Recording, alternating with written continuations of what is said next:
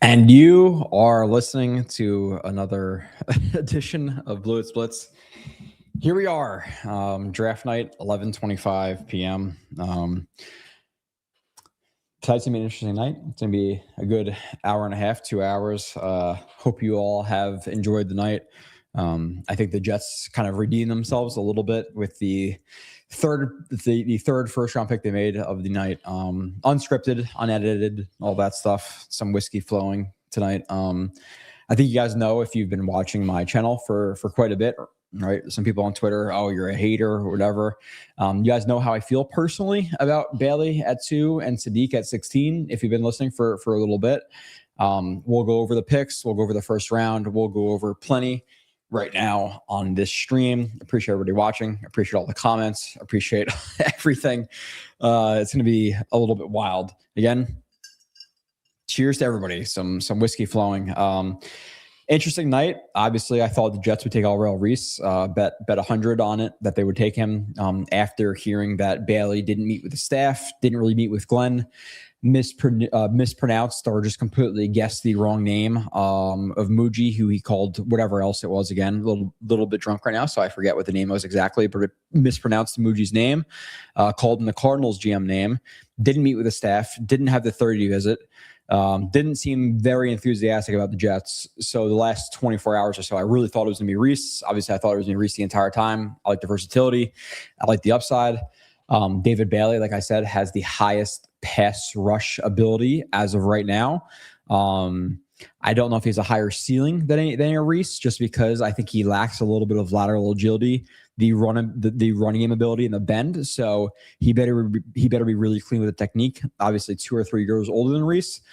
They draft him, and here we are. So I'm a little bit worried that they have David Bailey and Will McDonald on the field at the same time, and we're getting ran on, and these guys are going to be on the field at the same time. I feel like Reese could have been on the field 60-70% of the time, where I don't really see a way where you get Bailey and McDonald on the field both together consistently, because they're not very great in the run game. And again, like in terms of Bailey, obviously Sabo's and I's opinion have been out for quite a bit, right? Like, I like Bailey probably more than Sabo does. And I think in an attack penetrating type of front, Bailey can be a little bit better than some people think he can be in the run game. Still, he's a question mark in the run game. He may be a DPR.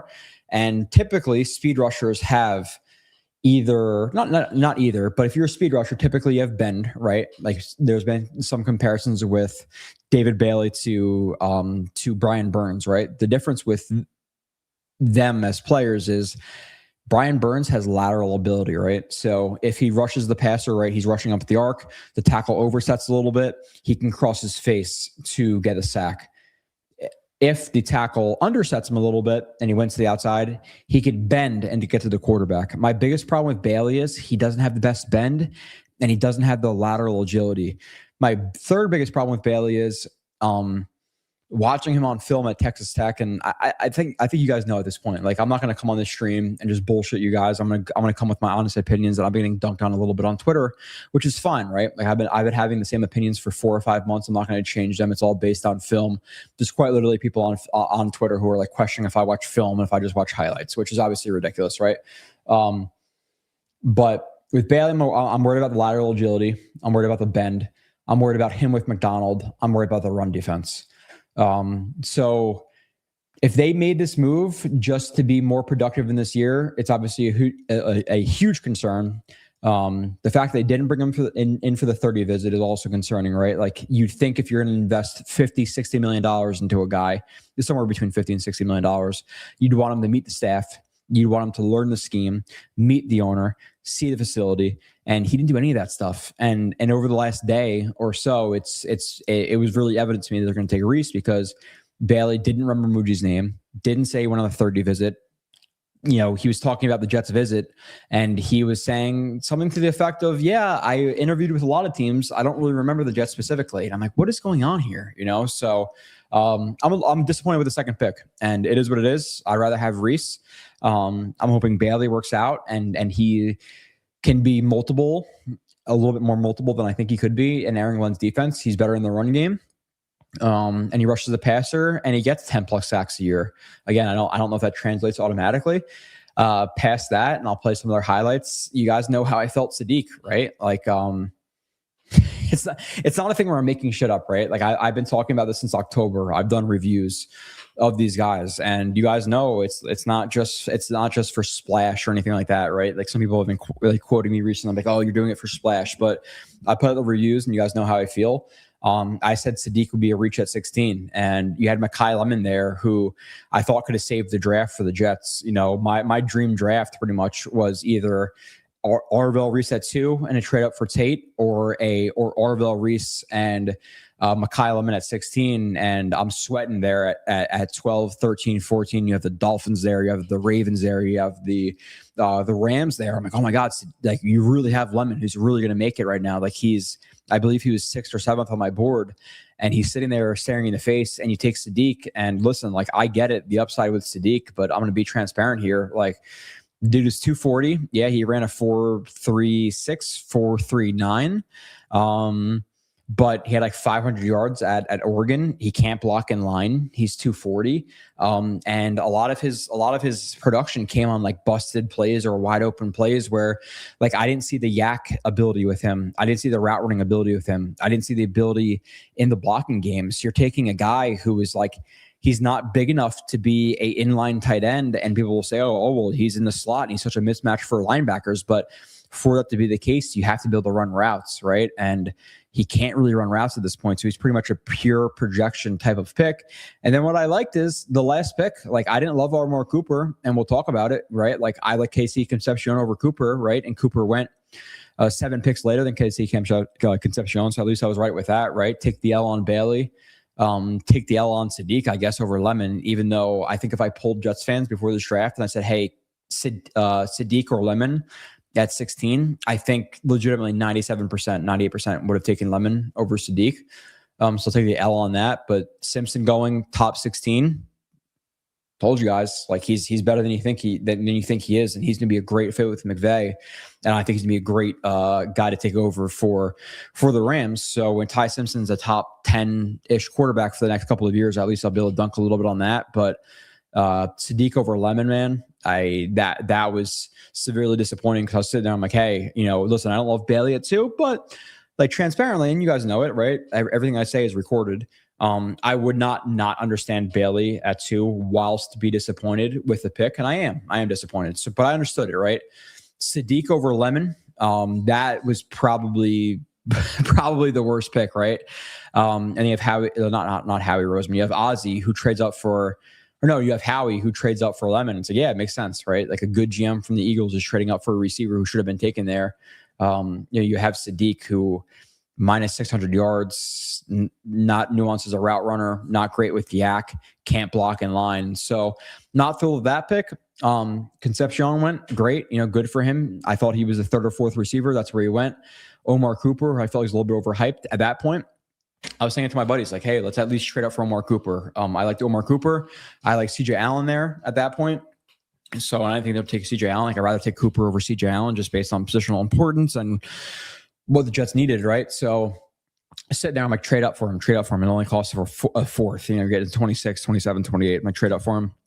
They trade up to what, 29 with a 5th round pick. Hey, fine. The Jets still have 8 picks, I believe, overall in this draft, right? Just got rid of the 5th round pick. So I think Omar Cooper's their best pick in terms of like relative to where they were drafted. So I'm excited about that.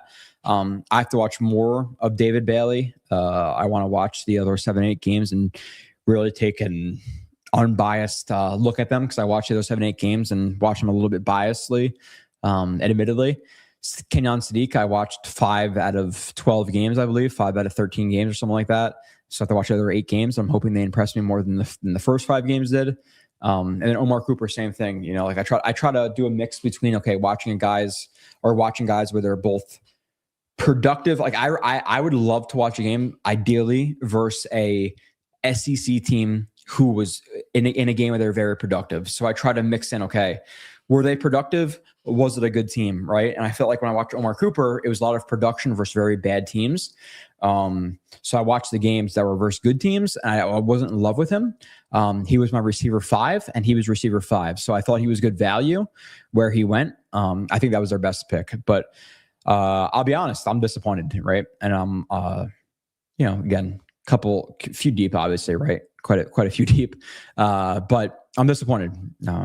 I wanted Reese. They could have had a situation where it was Reese and Lemon, and I thought that would have been the best result they could have possibly had. Again, if you told me what was the best result possible for the Jets pre-draft, it would have been Reese at 2 and either a trade up for Tate or Lemon at 16. But if you're telling me Tate at 7 with having to trade up 44 and 104 for it, or Lemon at 16, I'm taking Lemon at 16. So I think Lemon at 16 is better than Tate at 7. So you could have had the best case scenario. And to me, again, transparently, right? Like all of my opinions are out there. David Bailey is my 8th or 9th player in this draft. I would have rather had Downs. I would have rather had Styles. I would have had Bain. I would have rather had Tate. I would have had Love than him. And then with Sadiq there, like, there was definitely some guys I would have rather had over him. Obviously, primarily it was Lemon. Lemon was a top 7 player for me in this draft.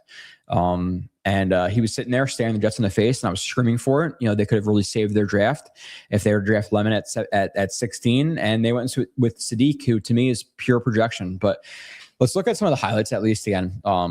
I don't like it feels weird to me because I'm usually pretty not straightforward, but I'm usually pretty analytical or film based. So to do a stream a little bit buzzed, it feels a little bit weird to not be so like with it. But let's watch some Bailey highlights, I guess, right? Like, at least we can do that. Again, I don't think it's a terrible pick. I do not love it, though, transparently, right? Like, you guys know, if you've been listening to my show for months now, I'm not the biggest Bailey fan in the world. But again, he is the best pass rusher in the draft at this point.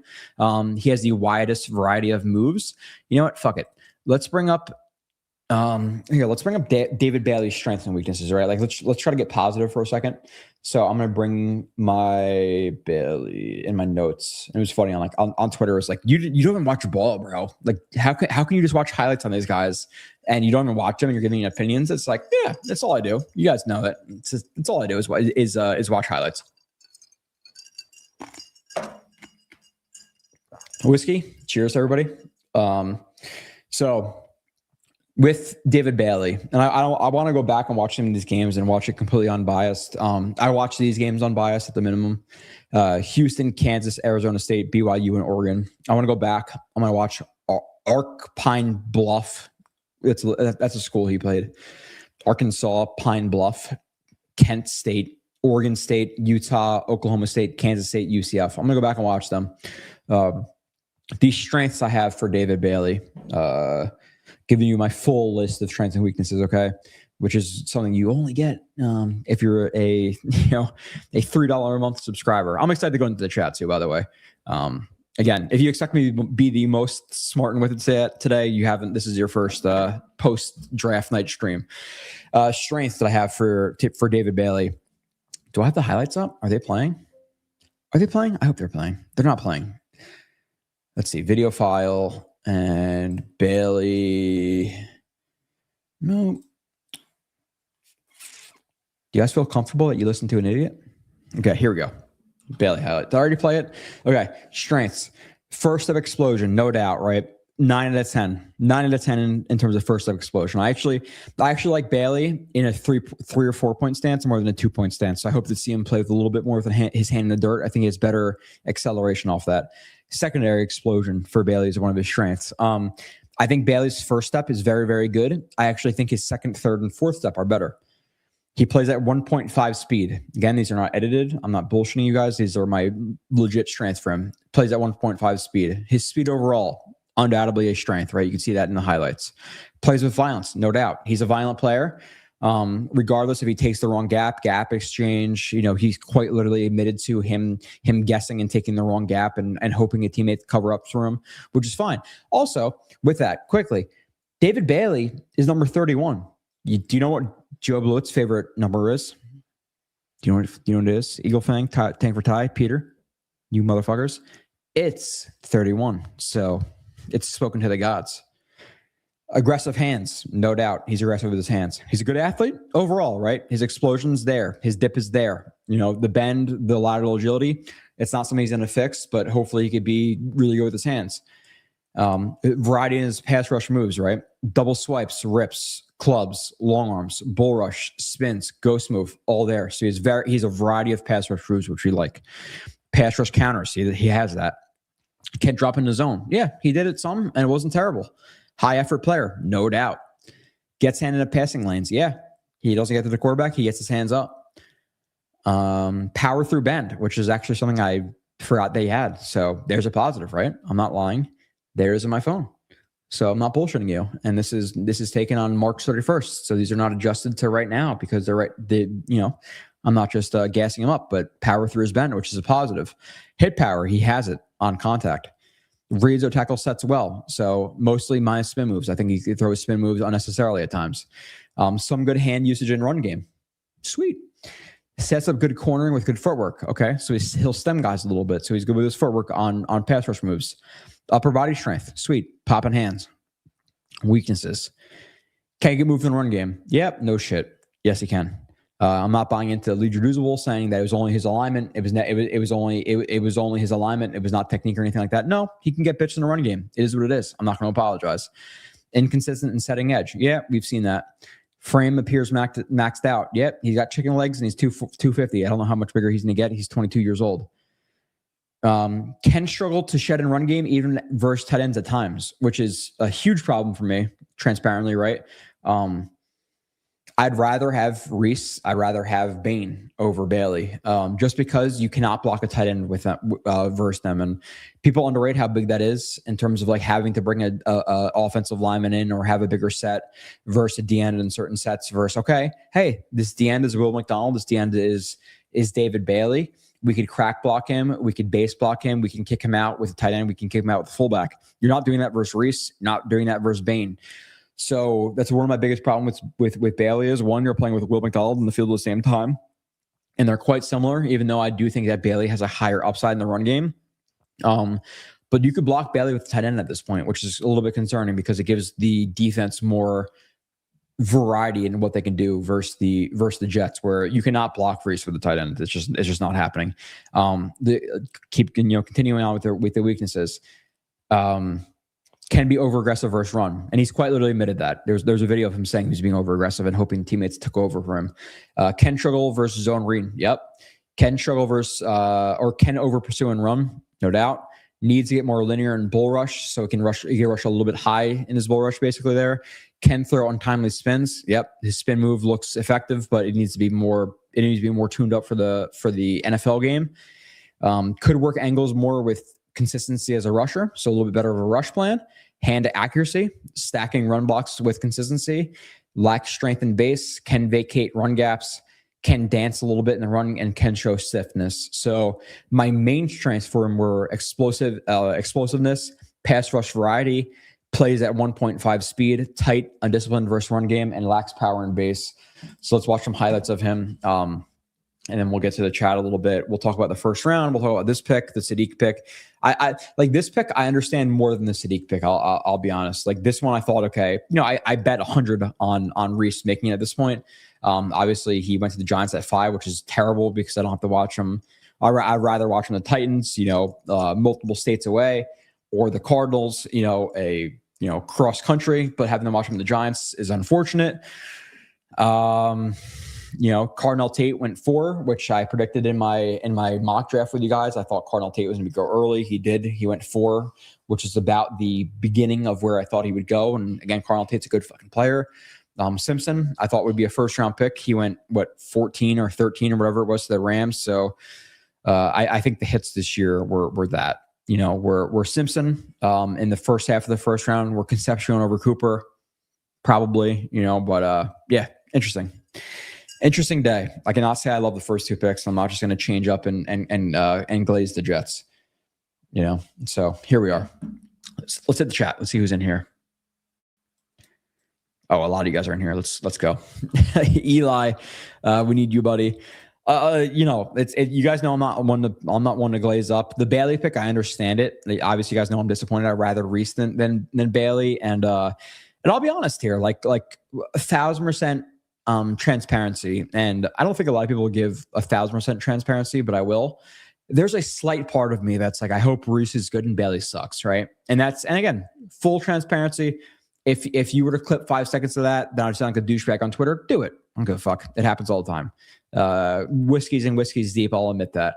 But the real side of me is like, yeah, I hope Bailey's great and Reese sucks, because it's not something where I watch these guys. I'm like, hey, I thought Reese would be the better player, but it's not something where I misunderstood if Bailey or if people wanted Bailey at 2, right? I said it. I understand if you want Bailey at 2. I was consistent with that, but I'd much rather have Reese, and I think Reese is the better player, which I still believe at this moment, right? I'm not going to change up.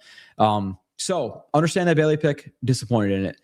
Sadiq over Lemon, man. There's no way I can glorify that glorify that. Sadiq is a guy who barely got, he got 500 plus yards, 9 touchdowns, 8 touchdowns, but he's a big slot receiver who can't really run routes and can't block in line. So people seem to be like, oh, well, he's too big for a line, or he's too big for a safety. I don't know about that in the run game consistently with him. Then, he's too good at route running to beat a linebacker. I don't know about that. So to me, he's kind of like, he's a guy, he's a tight end who can't play in line, but he's going to be split out as a receiver who can't run routes. And that's just me being 1,000% transparent, right? Like, I'm not trying to bullshit you guys. That's what I think, right? There's no shock value. I did reviews on all of these guys. I already recorded my Sadiq review, so I'm just going to put it out now. I'm going to go back. I'm going to watch the next 6 or 7 games of Sadiq. I'm going to go back and watch Bailey again for the second time instead of just the first time. And hopefully maybe, I don't think I'm biased the first time. I'm going to go back and watch again. And maybe I'll be biased to the fact that he's better than I think he is. And then Cooper, I can give you the games I watched of all these guys. I watched 5 or 6 games out of 12. Maybe I'll go back. I'll go back and I'll watch the other 6 or 7 games of Cooper and be higher than I was on him. But I think Cooper went in his range, right? Like I said it before this draft, right? That it was Tyson if he was healthy, which clearly teams thought he was healthy, right? Like he went 9 to the Saints or 8 to the Saints, which good for him. He was a third receiver. He was a second receiver drafted. Lemon went as the third receiver drafted. Concepcion went as a 4th receiver drafted, and then Cooper. And I was always higher on Concepcion than most people. And I wish he went to a better team than the Browns, but here we are. So let me just exit out of this. I'm sure other people are alive and all that shit and whatever else. But for all the heat you got for liking Simpson a lot, one of the best offensive minds in the league, just took him out as after his quarterback just won MVP again. And just respect me for not being the most professional right now, right? Like clearly, I like Simpson a lot again. So like, if I'm as simple as Simpson played like this over 2 years, right? He was up and down, injuries late, whatever. But if he was this player over 25 starts and he was an inch taller, he'd have been a top 10 pick, right? I think Simpson's film is better than Mendoza's film last year. If Simpson was on Indiana,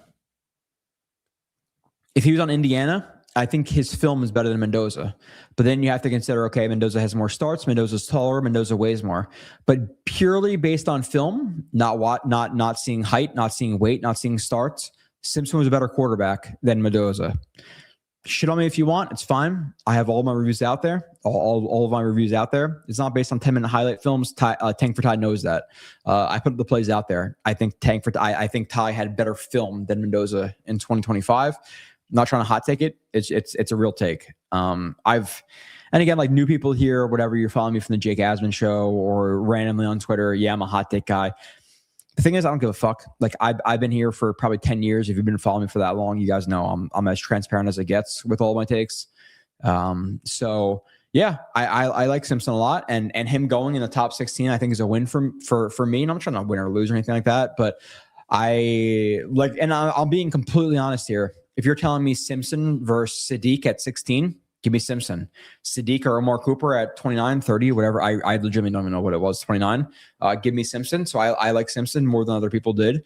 Not more than Tank for Ty, but Tank for Ty knows I was probably out of the content creators. I don't know where like BJF and Dylan or whoever else like stood them at the end of the day, but I might have been the only guy who was okay with him at 16. So He went 13. Good for Tai. I hope he dominates. I hope he shits on people's opinions of him, because all it is oh, you didn't win the game, your stats weren't great, you suck. But I think Tai Simpson was the prime example of film matters more than stats or wins, right? Like, look at Tai Simpson. Oh, he was so bad at the end of the season. Yeah, he had a back injury, he had an elbow injury, his offensive line sucked, and he had over a 10% drop rate. And I show plays on him on this stream, quite literally, of him getting to the third or fourth read and hitting a 40-yard post, and the receiver stopped running the route. But you're an idiot. You don't know ball. So I'm rooting for Tai Simpson personally. Like I am. I'm hoping he dominates. Because of me and Tank for Tai, we'll come back in here and shit on all of you. Christian, what is up? Again, you guys know what it is. Hopefully you're having some beverages with me, which the beverage of choice tonight, Screwball peanut butter whiskey, which is, I think this is me. I think this is me tonight. Plus some, I tried iced tea. It was iced tea high nooners. A couple of those first, and then some followed up with quite a bit of whiskey. So, Joe, I'm sick to my stomach. Jets are fucking idiots. Tai should have been a Jet. Yeah, man. 16, if he was there, I would have advised for it. Definitely over Sadiq, but he went 13, 14, so I can't kill them, right? But yeah. John says, I think people are overreacting. Would have preferred Reese and Lemon, sure, but Jeremiah had like John, and I'll be completely honest. And I'm going to be the most transparent you've ever heard me tonight. I don't give a fuck what Jeremiah says, what Rich Eisen says, what Peter says. I don't care what Connor Rogers says. I don't care what Matt Miller says, who, by the way, we'll just say it right now, Matt Miller. Watch his film breakdowns. Matt Miller, don't give a fuck about. Don't care if he's quoting this, tweeting this. He knows he doesn't know shit. So I don't give a shit what other people say. I really don't. Bailey was like my 8th or 9th. Reese was my 1, so I'm never going to change up and say, yeah, I would have preferred Bailey over Reese. I just think Reese, 20 years old, 20% plus pass rush percentage rate or pressure rate, with limited experience doing it, with no coaching doing it, running a 4.46 or whatever it was. I would have much rather had Reese, but okay, I understand Bailey. The thing you will not hear me defend is Sadiq. It's not me. Now I'm hoping I go back and watch 7, 8 games of him, and I'm more positive on him than the first 5 or 6 games I watched on him. I'm genuinely praying I am. But like the young kids say, I am not going to glaze them. Cornell Tate at 2 and Mesidor at 16 would have been a much better first round. Yeah, if you were to tell me Cornell Tate at 2 and Mesidor at 16 over Bailey at 2 and Sadiq, yeah, I would take that. Right, let me do something really quickly. And again, nothing is planned here. Picks by round. Let's go over that really quickly. iCloud notes. Then I have to scan in with my phone. That's what I do sometimes, but I forgot to do it before the draft because people left. And then we just went on. Okay, so I'm gonna take a picture of my screen right here. Sign with passkey. A little bit of the Face ID. And I just want to go over my big board a little bit. I think I might have. I didn't have Mesidor over Sadiq. I would have rather had Mesidor over Sadiq. But if you're telling me Tate, I think Tate was my number 2, and Bailey was my 8 or 9, based on the guys I watched. And many of my boards, I didn't include Mendoza. I didn't include Delane. I didn't include Lemieux, Fano, Maui Noah, whoever else it was. So. My big board for the Jets was Reese at 1, Tate at 2. So none of those guys are picked. Downs went to the Cowboys at 12 or 11, right? They traded up, which, hey, good for them. Styles at 4, Bain at 5, Lemon at 6. So they passed on my 6th player. Personally, for the guys I watched, really 7, right? Because Mendoza went over him. But my 7th player, they passed on at 16 for my 16th player. So I had Vega above Sadiq. I had Bailey, I had Love, I had Concepcion, I had Simpson. All of them were gone. The guys I would have taken over Sadiq at 16 that I watched personally were Cooper. Would have taken him over Sadiq. Allen, CJ Allen, would have taken him over Sadiq, which they have pick 33. So, hey, take Allen at this point. That's the best pick probably available for me. Woods was gone. Tyson was gone. So for me personally, the guys I watched, I would have taken Cooper and Allen over Sadiq. They got Cooper. So it didn't end terribly. I think if you were to flip-flop, okay, Cooper at 16, Sadiq at 29, I think that's fine. So overall, it's probably a D, C- draft for me. But like, I hope they all work out. I hope Bailey works out. I don't have to hear shit on whatever channel for it. Obviously, I'm a Jets fan first. I'm hoping Sadiq works out. I think if you're to flop Sadiq and Cooper, I'd be much more okay with this because again, Cooper was my 12th player, my 12th player, right? So for the guys on the board that I personally watched, I would have rather had over Sadiq, right? Because again, Sadiq was the pick at 16. I'd rather have Woods, who went to where the fuck he went. Allen's still on the board, so we could still take him. So the only guys who went over him were Woods, Cooper, Concepcion. Okay. I don't. Folk was still there. He was below him. So yeah. Let's get back to the chat.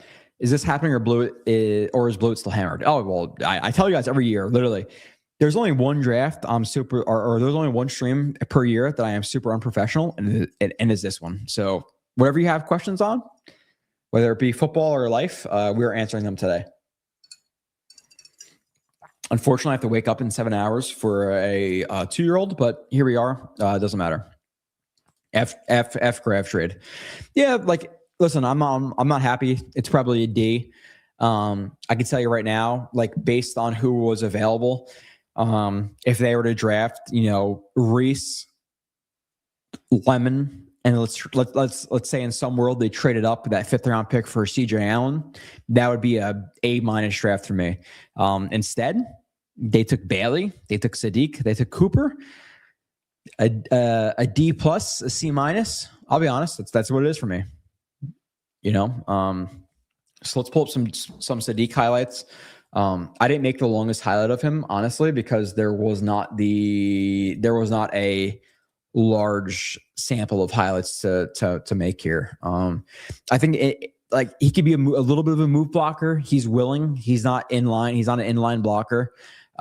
He's more so a move blocker. A guy's going to crack down on linebackers. A guy's going to crack down on safeties, who can move in space and block versus cornerbacks. Listen, like his ability as a 4-3-6 guy showed up at times. But his route running was undoubtedly inconsistent. So we'll see. Like he's pure projection. Now, I could say if Sadiq hits his ceiling, he's a top 5 tight end in the league. The problem is the ceiling and where he is now is very far away for me. So it's not like I'm not watching him and saying, yeah, he's very close to his ceiling. He has a ways to go in terms of hitting his ceiling. So I'll be honest there. Cooper, again, I think Cooper to me was the 4th or 5th best receiver in the draft. He was taken as a 5th receiver in the draft. I think that's what he was worth. So I think he was proper value. So to trade a 5th round pick to move up and get Cooper, awesome. Like now you're starting, let's say it's 11, I guess let's say, 11 personnel. Well, wow. Like you look at the offense, right? Like they have 5 or 6 capable weapons, right? Breece Hall, you want on the field. Garrett Wilson, you want on the field at all times. Then you have Omar Cooper, you have Mason Taylor, you have A.D. Mitchell. So for the most part, you're gonna be playing 12 or 11, where you're gonna have 4 of the 5 options on the field. All right, 11, you have the 3 receivers, 1 tight end, 1 running back. So you have it feels like they have one. They're gonna have 1 guy on the bench at all times who you want playing. So they add to their offense. Like it's you have 2 good tight ends now. You have 3 solid receivers. I'm hoping that at 33 right now, and looking at who's available. Let's see. Best available. So right now, you have Gerard McCoy, you have McNeil Warren, Avion Terrell, Denzel Boston, Zion Young, Cassius Howell, Chase Basantis. At this point, like gun to my head, I'm okay with McNeil, Warren, or Terrell. I don't feel like they're primary needs. So I would say one of McNeil, Warren, Terrell, or Basantis is what I want. But listen, like the offense needed weapons, and you added a tight end 2/receiver 3, and then you added a receiver 3/receiver 4. With Cooper, I think Sadiq should be more viewed as like a power slot, big receiver, because he can't play in line right now. But here we are. Dead wrong. I don't like the Sadiq pick. I would have taken Lemon. Dude, Lemon was sitting there. I was yelling at my draft party. Please, Lemon. Please, Lemon. Please, Lemon. It would save the draft. Like David Bailey. Okay, disappointed. But Lemon would be a slam dunk. So I think that at that point, it would bring it back to like an average draft. But Bailey and Lemon, or David Bailey and Sadiq as your first 2 picks, that's an F for me. It is. I think the Cooper pick is a B plus. It's a good pick. Out of everybody who's on the board at that point, I would have rather had Cooper. And based on my big boards and all that stuff, you guys can see that Cooper would have been the best pick there. So that saves it a little bit. I think it brings it from like an F draft to like a D plus with the Cooper pick. So I don't love it. I like the Memu pick. I like the Sauce pick. I like the Garrett Wilson pick. Didn't love JJ over Carl Loftus, but for the most part, we've been relatively accurate in the first round here. You're right out Simpson about not making the second round. Yeah, he didn't make it past the first half of the first round. So that's why when I had the stream last week and we're talking about the big board, I was like, yeah, I would take him at 16. And transparent, not even transparently, but over the guys who, based on the guys who went, right? Like Reese was gone. In terms of 16, like Reese was gone, Tate was gone, Downs was gone, Styles was gone, Bain was gone, Lemon was gone, Vega was gone, Bailey was gone, Love was gone. Concepcion was still there. Simpson, let's say he didn't go. So it was Concepcion versus Simpson versus Cooper versus Allen. Those were my next 4 guys there. So the only guy I would have taken at 16 over Simpson would have been Concepcion, and the Jets went with Sadiq. So Simpson obviously wasn't there, so they went with Sadiq over Concepcion, Cooper, Allen, Woods were the guys I was taking over Sadiq. So it's not like the worst pick ever, I guess, in the world, but I'm not gonna glaze it up and say I love the pick at 16 or 2. I think the pick, to move up for a 5th round pick for Omar Cooper, that was easily their best move. So that's the one I'm gonna hang on to, even though transparently I didn't love Omar Cooper's film. I watched him and I thought he was a little bit overrated by some people, but let's for where they got him, late 1st round pick for this year, I thought he was solid. I thought it was a solid pick. So that's the one you can hang on to. Like, okay, I thought he was a pretty good pick. Cooper was easily the best pick in my opinion. So let's watch some Cooper highlights, put him up. If he pans out, he can be an X factor that nobody can guard. With Sadiq, like, yeah, sure, but it's not just a given that you're gonna be able to run routes, right? So Blewett hit live the millisecond I tweeted him. Oh, that was you. That was you, Sean God. So you are what's your name? I gotta watch like the interviews. I gotta watch a bunch of stuff, but yeah, Sean Dog. There you are. Sean Dog 1 on Twitter. So what is up, dude? Yeah, no, I always tweet and transparently I went upstairs, right? And I take a piss. It's like pick 28. And my wife's like, you can't stream tonight. Like you got to go to bed. I'm like, I'm not going to fucking bed. I feel like the wolf on Wall Street. Like I'm not leaving. There's no way. I guaranteed every year I'm coming on here after the draft. And here we are. And I'd rather come down here. Listen, I'm telling you right now, if we were to pick Reese Lemon at 16 and then like trade up a couple of picks for like Basantis, I would have creamed my pants. We would have had a much different feel in this, but I'm never gonna lie to you guys. I don't love it. I think we're at a D plus type of draft right now. The first 2 picks went about as bad as I can possibly imagine them. But as a Jets fan, I'm hoping that they can dominate, but David Bailey not meeting the staff, not going to the facility, not meeting the owners, not knowing the GM's name, calling Darren Muji the Cardinals GM name. I really, really severely doubted that they would take him, and I put that out there, and I was wrong. Which, listen, like it seemed like Reese was the favorite. And then about a week ago, yeah, everybody started saying that they're hearing Bailey, and the Jets were known for being a tight-knit organization, or at least right now they're a tight-knit organization who doesn't let anything leak. But it went from like plus or minus 300 Reese to like minus 150 Reese really quickly. So are the Jets as tight-lipped as they think they are? I don't think so. Like out of nowhere, everybody was saying Bailey, Bailey, Bailey, Bailey. And it came true. It came true. So wild. I was really surprised, like really genuinely very surprised. Here we are. And I think most Jets fans, whether it be a Badlands poll or a Jets X Factor poll or a Jake Asman poll or whoever the big content creators are now, it seemed like it was 80+% wanted Arvell Reese. So I'm not going to change up now. I would have much rather had Reese. So here we are.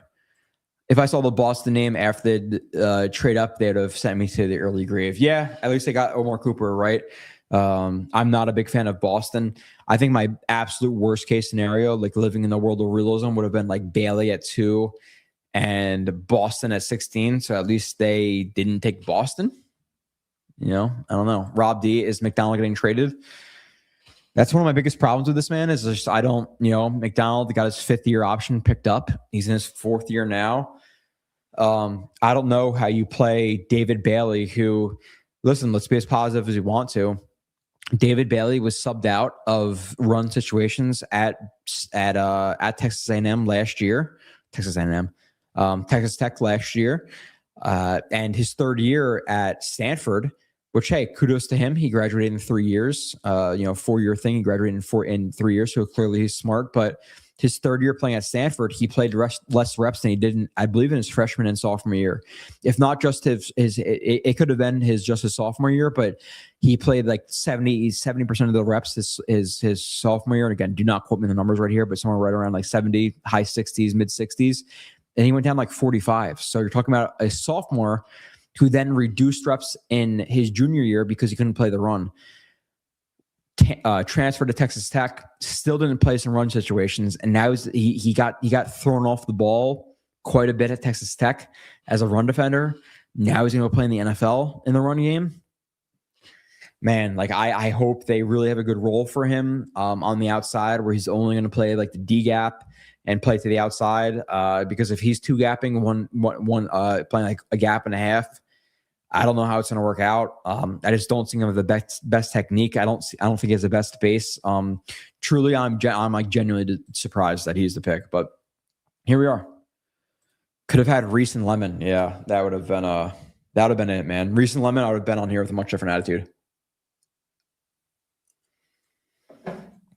Here to vent.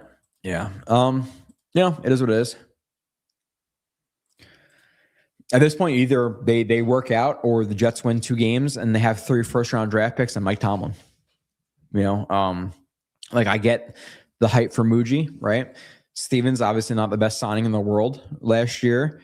And then we gave him credit for the Briggs and Harrison Phillips signings or trades, but they were like in September, right? So you'd rather have him address it early. He obviously adjusted at the last possible second and traded for those guys. So it was kind of a pivot at the last second. It wasn't him attacking it early.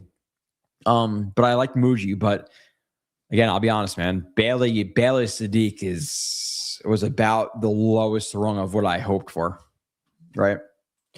Bailey can't play with McDonald at the same time. Bad vibes. Yeah, I think they can play with each other, 2nd and 7, 8+, and 3rd and 6+. But you're talking about 3rd and 3. 3rd and 4, 2nd and 3, 4, 5, 6. Yeah, in situations where the team can also run the ball, they shouldn't be on the field at the same time. So there may be situations where, let's say it's 3rd and 3, 3rd and 2, right? And you have a good feeling the team's going to run the ball. Let's say we're playing the Eagles. It's 3rd and 2, 3rd and 3. They really want to run the ball in a situation, and they're not even playing the Eagles this year, but whatever. They're playing some team who runs the ball quite a bit, or just any team, right? 3rd and 3. They may both be on the field, right? 3rd and 2. Do you want Reese or do you want Bailey or McDonald in the field? No. right? Like in a run situation, I rather have Phillips, I rather have Briggs, I rather have Sweat, I'd rather have Onyemata, I'd rather have Egnegbari, I'd rather have Demario Davis, obviously. I'd rather have Osai. So there might be third and short or just run situations, second and short situations where you have McDonald, who's making $15-16 million a year on his fifth-year option, and Bailey, who's the number 2 overall pick in the draft, both on the bench together. Wild. It is wild. If the true reason is that they took this pick because they hope they saved their jobs, I don't know, man. Like gun to my head right now, I think we're talking about a new staff in 2027. I don't want to be that guy, but their over under is 5.5 after this draft, man. I don't want to be that guy, man. But hopefully, passing on Lemon doesn't haunt us like passing on JSN. It might. Drunk Joe still has more knowledge than half these experts, more than half. Interview Sabo. Actually, I don't know if Sabo. Let me message. It's 12:09, so I don't think any of them are going to go on. So let's see.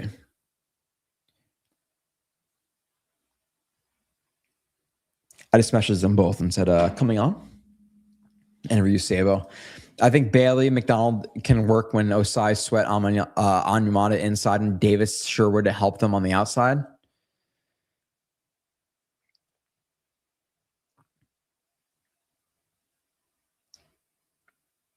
Yeah, like in a pass situation here, John. Like if you're talking about 3rd and 6, 3rd and 7, but if you're talking about this lineup in a 3rd and 3, 3rd and 4, 2nd and 5, 2nd and 4, I am running outside on you all day. I'm crack blocking McDonald or Bailey with a receiver or just blocking with a tight end, and we're on the move. So yeah, you could play Bailey, McDonald on the field at the same time, but how often is that going to happen? It better be a pass situation, because it's just, you're going to have one of the first round picks sitting on the field at the same time. You're going to have one of the first round picks sitting on the bench quite a bit here. Yeah. I don't know. How is Bailey's speed of power? Is he one trick pony with his pass rush moves? Yeah, kind of. I think he has some speed to power, but I don't know if it translates to the NFL level. Doesn't have the best bend, doesn't have the best lateral agility. So the Jets fan part of me is really hoping he works out, and he's getting 12, 13, 14 sacks a year, and he's okay in the run game. Like that's his ceiling. I think he's okay in the run game and 10 plus sacks a year, but his floor is a guy who doesn't translate well to the NFL level, is getting you 5 to 8 sacks a year and doesn't play in the run game. Whereas Reese's floor, I think, is a very good run defender wherever you put him, and is going to be a guy who gets you 4 to 6 sacks a year just based on power and speed. Man,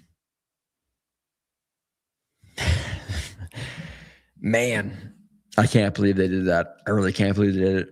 Do you think Bailey pick was Muji decision? Glenn seemed to be all in on Reese. Like, you talk about multiplicity, you talk about versatility, you talk about upside. Like Muji quite literally mentioned, okay, we're not just evaluating who they are now, we're evaluating who they will be in the future. Play calling is my superpower. Everything pointed to Reese in terms of how they answered their questions, how Bailey answered their questions, and they go to Bailey.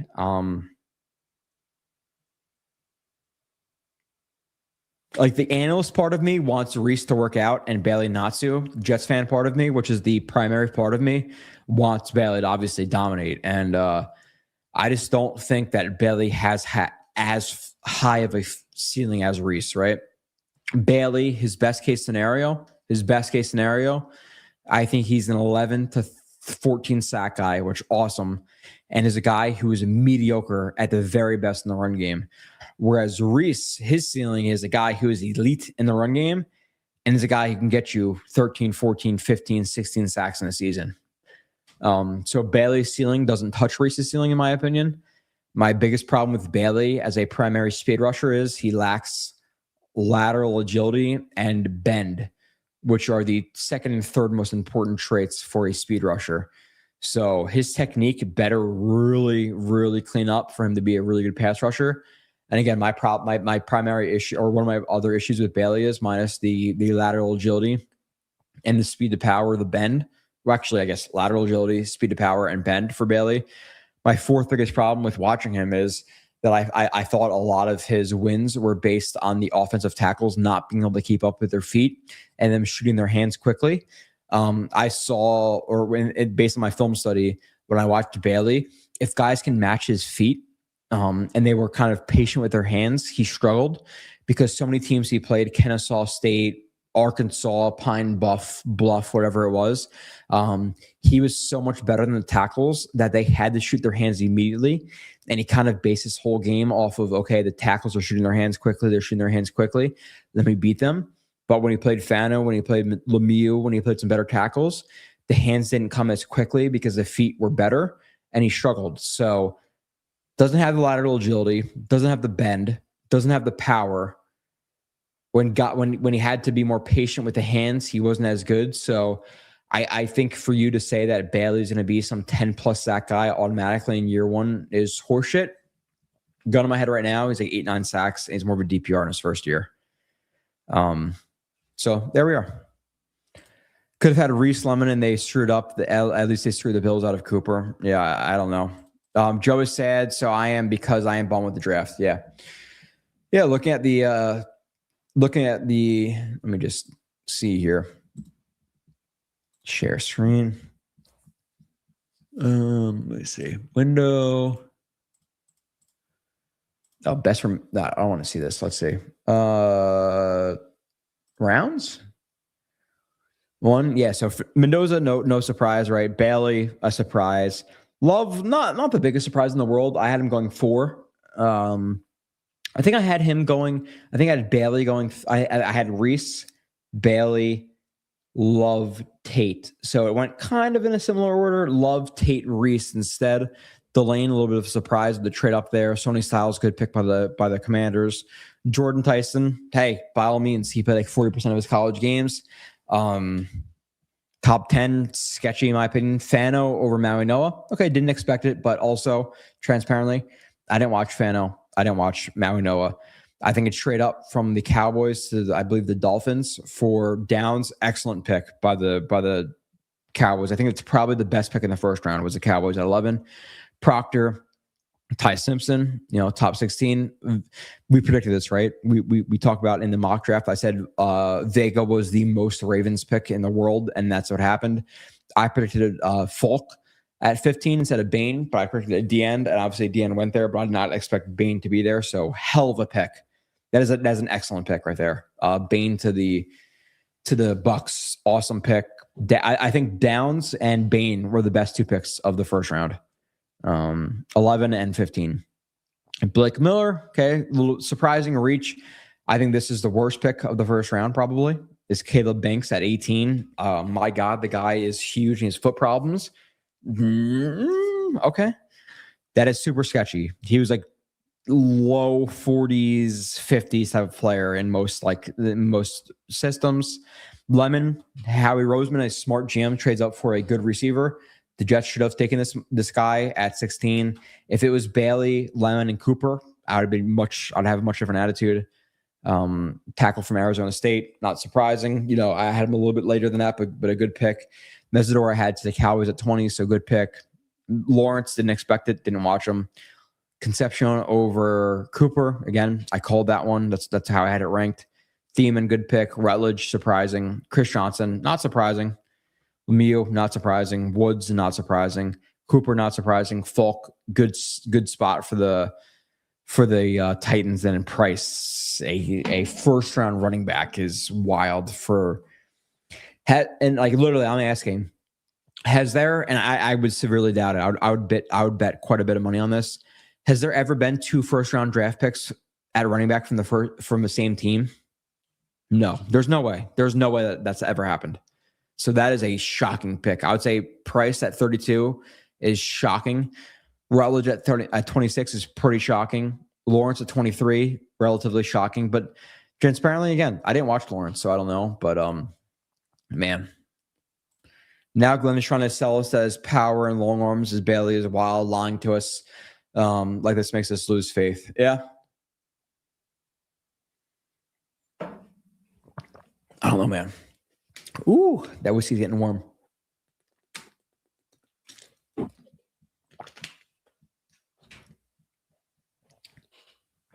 Do not let me forget to take Advil. If I don't take Advil before I go to bed, I have to wake up in 7 hours to a screaming 2-year-old. Rough. I'd be crazy if they took Bailey for the immediate impact and then took Sadiq, who's also a total project. Yeah, man. Like RJ, like I took some screenshots because I knew I'd forget at this hour exactly what some people were saying about the pick in terms of like, hey, this is what happened. But you had Bailey, who didn't take a visit to the team facility. Reese did. Didn't meet the staff. Reese did. Doesn't know the system. Reese did. He said that he talked to Glenn about exactly how it fit in the system. Calls the GM the wrong name. Like there was like 3, 4 things really working against him. They took Bailey. Shocked. I'm shocked. I am shocked. But so much for not having any leaks. Yeah, they're saying they're not leaky, but they may be the most leaky organization in sports. Because Reese went from minus 300 to plus 150 real quick. And again, I bet 100. I bet 100 on it. Jake Asman actually Venmo'd me $100, and he bet 100 on it through my account. Son of a bitch. And we both lost $100. Oh, Regan, I'm disappointed. Yeah, I am too. I'm with you, Joe. Yeah, I'm not gonna gas it up. Lemon gives me Elijah Moore vibes. Lemon is much better contested catching and a much better route runner than Elijah Moore is. I get it, like a smaller guy who can run routes, fine. But you're telling me Lemon to Sadiq? Come on.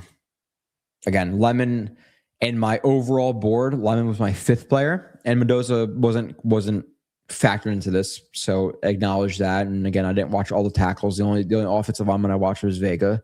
I didn't watch Delane. I didn't watch McCoy. I didn't watch Terrell. I didn't watch a couple of guys, all the corners. So factor that in. But Lemon was my 5th overall player. Sadiq was my 17th overall player.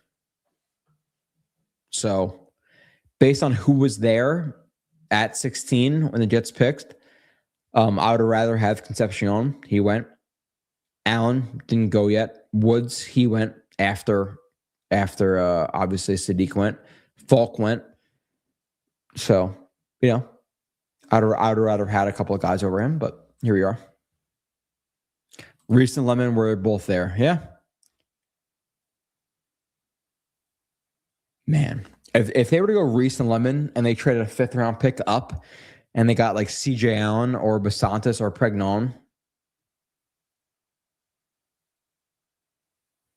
Yeah. I told my one buddy, it was his first year here for the draft. I was like, yo, it's your last year, buddy. This is your last year.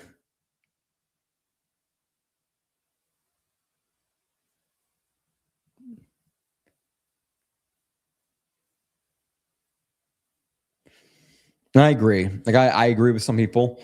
If you're talking about purely 16 and 30, so they trade up to 30. If you were to tell me Cooper at 16, Sadiq at 30, I would say okay. Because I said to you guys, right? Cooper would have been the floor of what I was okay with at 16, right? I said that, right? So I would be okay with Cooper at 16. So if you were telling me Cooper at 16, Sadiq at 30, I would have said okay. I think if you told me Sadiq at 30, that's probably one of the better picks you can get at 30. So let's flip-flop them. And then Bailey over Reese. All right, maybe we're talking about a C here. Maybe we're talking about a C. Let's be a little more positive. Again, I would have preferred Downs or Styles or Tate or whoever else over Bailey, but he was in the top 10 of my players. So if you were to flip flop Cooper and Sadiq, is that bad of a draft? No, but the fact that Lemon was sitting there, man, that hurts. That is a major problem with this.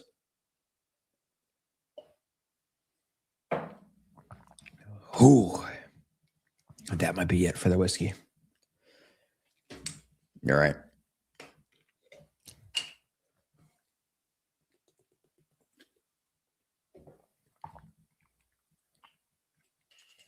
But at first, I'm probably going to go back and watch Sadiq's other 7 games. I'll watch Cooper. And then we'll see what else they draft. But I'll have a film breakdown for you guys on the Jake Asman show on Tuesday. Tuesday at 4, I'm sure I'll be breaking down probably more of Cooper and Sadiq. Yeah. So we'll see. We'll see.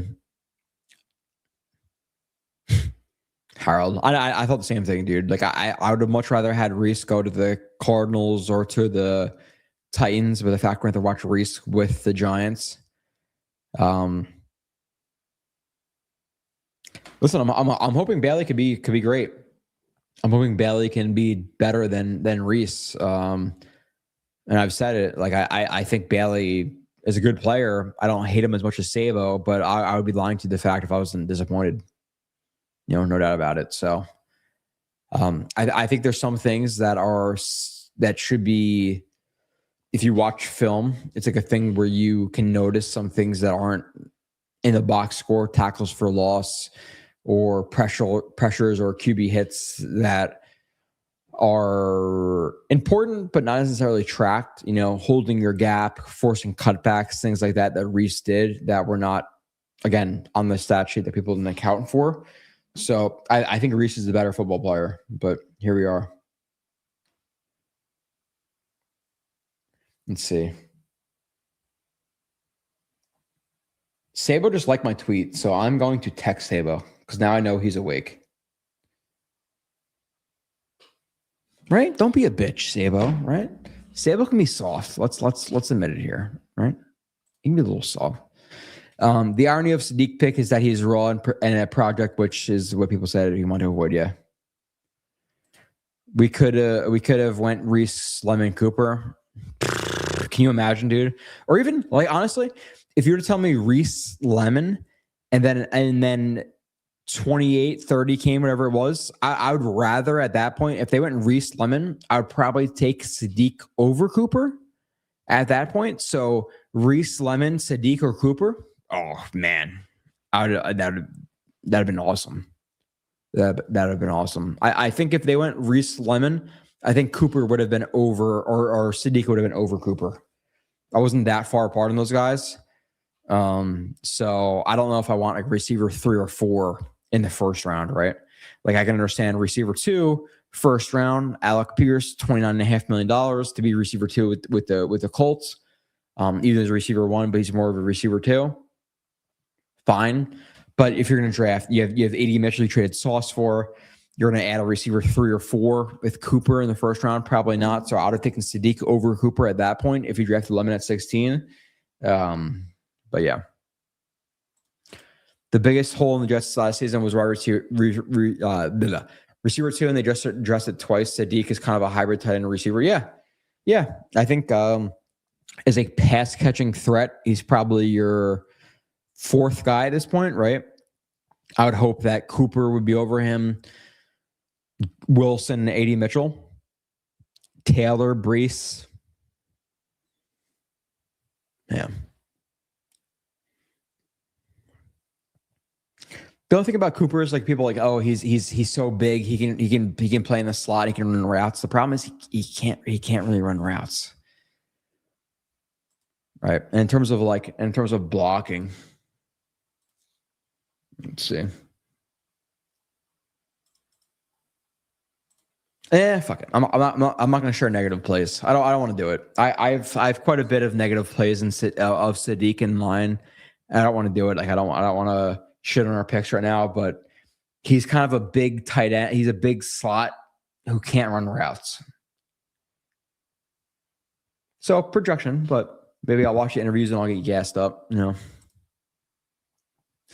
I think Lemon is someone's analyst like John says. I think Lemons is someone's analyst like more than NFL 5'11", 190 reported bet interviews. I think it's fine. I don't know, man. Again, generally, I think that size is overrated. Get open and catch the ball. And Lemon got open and caught the ball. Right? Like JSN, what are his special athletic traits? I'll wait. Also, the depth. I can't. C plus. Yeah, I'm probably gonna get D plus. D plus. I can't hate it. I think trading it for Cooper is a good move. Again, like just in my mind, if you were to swap Cooper at 16 to Deke at 30, I'd be like, okay. If you're telling me like pre-draft, I would be like, okay, I'm lukewarm on it, but it's not terrible. And then pre-draft, if you're telling me Bailey over Reese, again, I'd obviously prefer Reese. You guys have been listening to me for however long, and I've been talking about this shit for 5 or 6 months, so I'd have preferred Reese. But with that being said, I would not understand Bailey at 2, right? Just like transparently, I wouldn't not understand Tate. I would not understand Styles. I would not understand Downs. I would not understand Love if they're then to trade Brees because of it. I would not understand Bailey, right? So just in the world of transparency, at pick 2, I would have liked Reese. That's one player over Bailey. I would have liked Tate over Bailey. I would like Downs over Bailey. I would like Styles over Bailey. I would like Bain over Bailey. I would like Lemon, who then skipped on for Bailey. I would like Vega over Bailey. So Bailey was my 8th player, and I got him at 2. Not ideal, right? Not ideal. But then past that, they got my 12th player in Cooper at 30. And they got my 16th player at 16. But I didn't watch Delane, Mauinoa, Fano, Lemieux, was it Monroe something? Whatever his name was. So, pick 2 and 3 can kind of justify a little bit, I guess. It's just, I don't know. I'm trying to be positive. I got to go back and watch some of the interviews. It's 12:30. I'm feeling tired and buzzed now, which is a good combo. Homemade white brownies, which maybe I need some sugar. But let's go through some of the chat here. Let's go. Ooh. Water.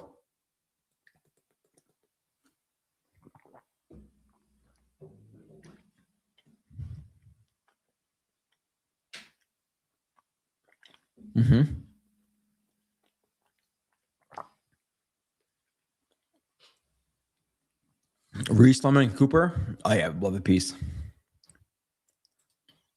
Hey Frank, want to be a douche? It's so funny that like even the guy who originated this take, and maybe he watches, maybe he doesn't. Sack Exchange, who, and again, Sack Exchange will admit this, and we're cool now. I'm gonna go on his live stream or his Twitter Spaces and whatever, and chop it up. And I like Sack, and we can admit we were wrong or not wrong or whatever. The origination of me not liking Bowers was because of Sack Exchange, right? And he knows it, and we talked about it the other day. Sack Exchange took a 1-minute clip of a, I don't know what it was. It was 3-4 years ago now. A 5-minute segment, a 10-minute segment, 13, 14, 15, an hour review, whatever it was. You guys know I do my shit, right? Like I do my work here. I didn't hate Bowers. So the fact that you're saying that, Frank, means you're uninformed, right? So I have receipts. Bowers was my 6th player in that draft. I would have taken Bowers over Fashanu. I had that in my big board. I have not edited that note since 2020, 2021, 2022, whatever it was. So the fact that you're saying that, you're retarded. Okay, Frank? So eat a dick.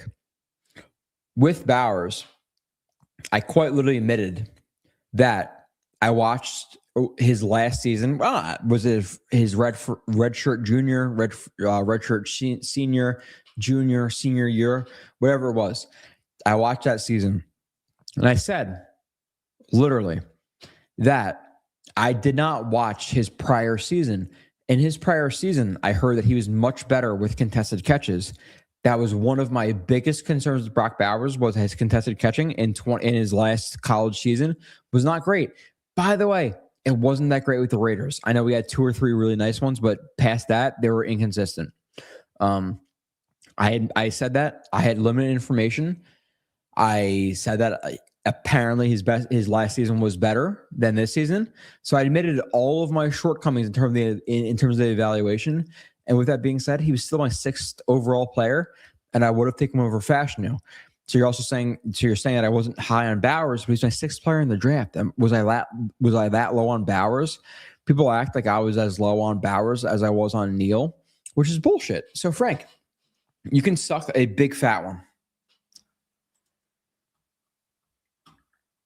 You know, Frank, so eat it. Let's see. Hold on.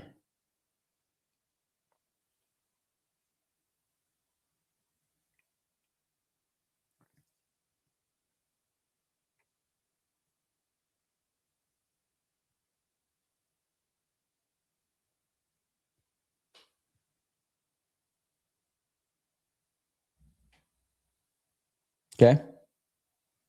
Can you read that, Frank?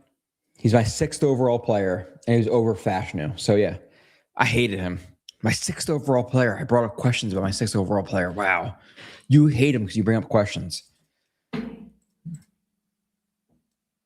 Some reports that were saying that Howie wanted Sadiq. I thought the same thing. I thought that the Eagles actually would go Sadiq, but they didn't. Obviously, the Jets draft him early. But I don't love it, man. It's pure projection. Reese Lemon in Boston. Yeah, I'm not for Boston and White Green. I'm sorry. The Sadiq pick will be the ultimate buster. Great move. Jets better score points. Just for our Bailey. Cooper will be okay. Yeah, I'm kind of with that. Mark says, do you think Sadiq can be like Bowers? No, I don't.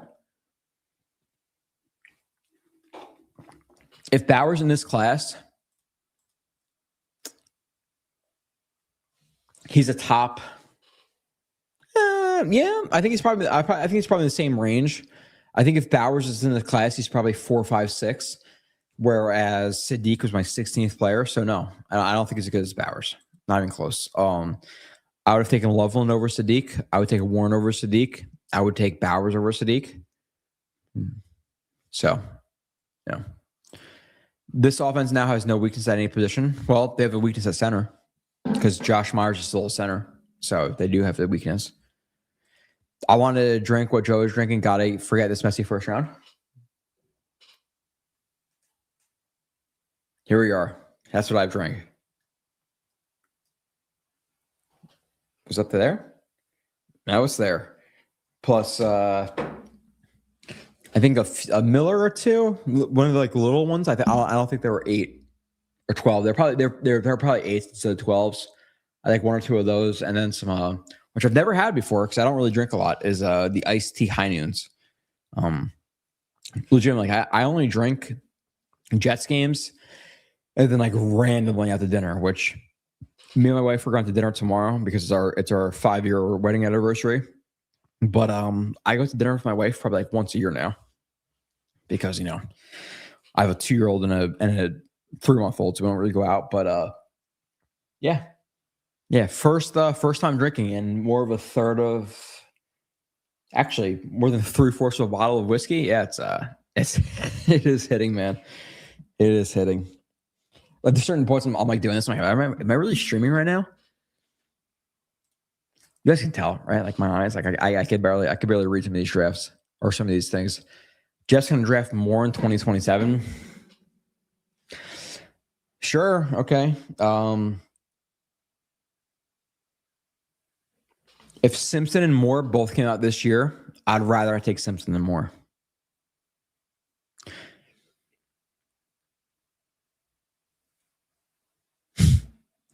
Are you being nuts? If Simpson and Mendoza were both available at 2, I'd really consider Simpson over Mendoza. I don't think it's that big of a gap. With Mendoza, you go from what's Bozo's name? Frank Cardnetti or whatever the hell his name was, with the best run game, with a low drop percentage, with a really good offensive line, with good receivers, and you were to transition those guys, Simpson may be the first pick in the draft.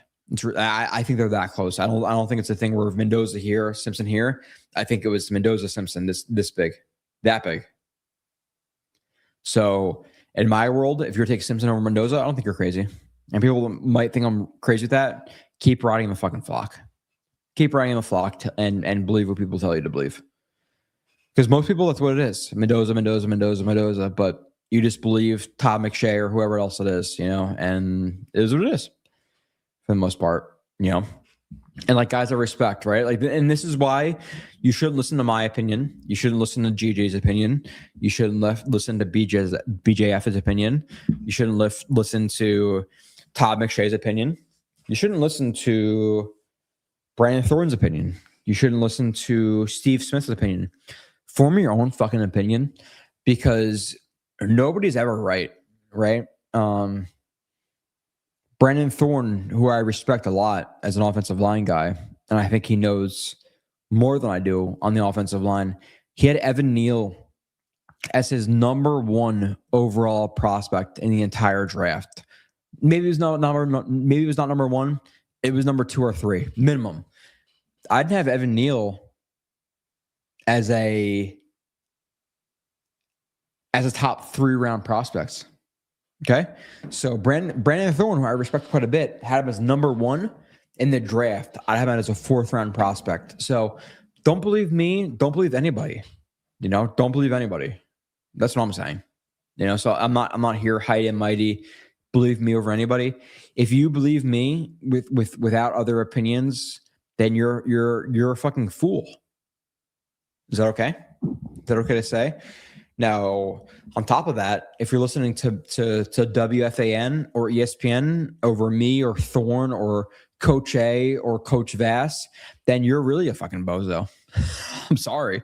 Stephen A. Smith, guy's a jackass. The only reason he's making money is because people quote tweet him and react to his hot takes. But in terms of being an actual analyst, he's a retard. Cancel me.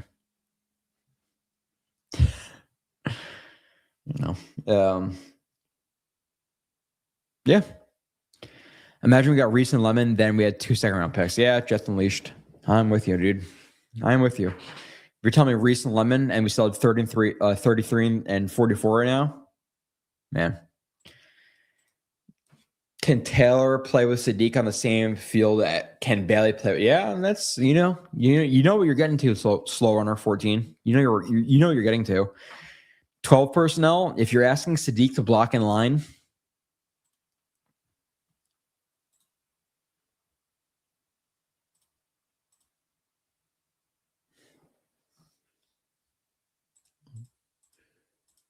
ready? Are you ready, slow runner?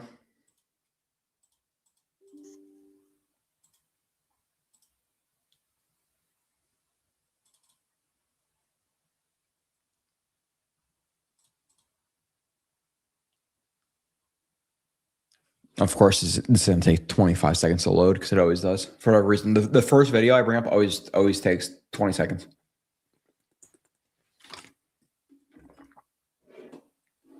And I'll watch more, but I can tell you, like, personally evaluating the fact that I only had 17 plays in 5-6 games is not a good sign. Like, right off the bat, hey, you had 5 or 6 games. I'm gonna be like, I hope I had somewhere around 25 to 30 plays. When I only have 17 plays after 5 or 6 games, it's probably not going to be great. Okay, just me personally. Again, for the people who are new, you're an idiot. I'm here for the drunk streams. Almost a full bottle of whiskey through are the diehards who have known me for quite a few years. We know I'm not making up bullshit for bullshit reasons, right? Let's see. Okay. So for the people, he's great. He's in line. I'm not trying to dunk on him, but he's great. He can block on line. Okay. There's Lemon, right? Big cursor, right? To the left side of the screen, to the right side of the formation. He's just not a guy who could block in line right now. Okay. Sadiq right here, number 18. Let's watch him in line. Okay. Again, this happens to the NFL level. Oh, he's a great blocker. That's a bunch of horseshit. I'm just sorry it is right now. He's just not a good blocker right now. So it is pretty much pure projection with him. And again, this is not shit I'm recording right now. This is shit I recorded in the last couple of months, so I didn't know who he was going to be the pick. but he's right here against 11. Let's watch him. Again, this is versus, I don't know, is Arizona State. I don't know, but some scrub team versus some scrub number 11 gets shed.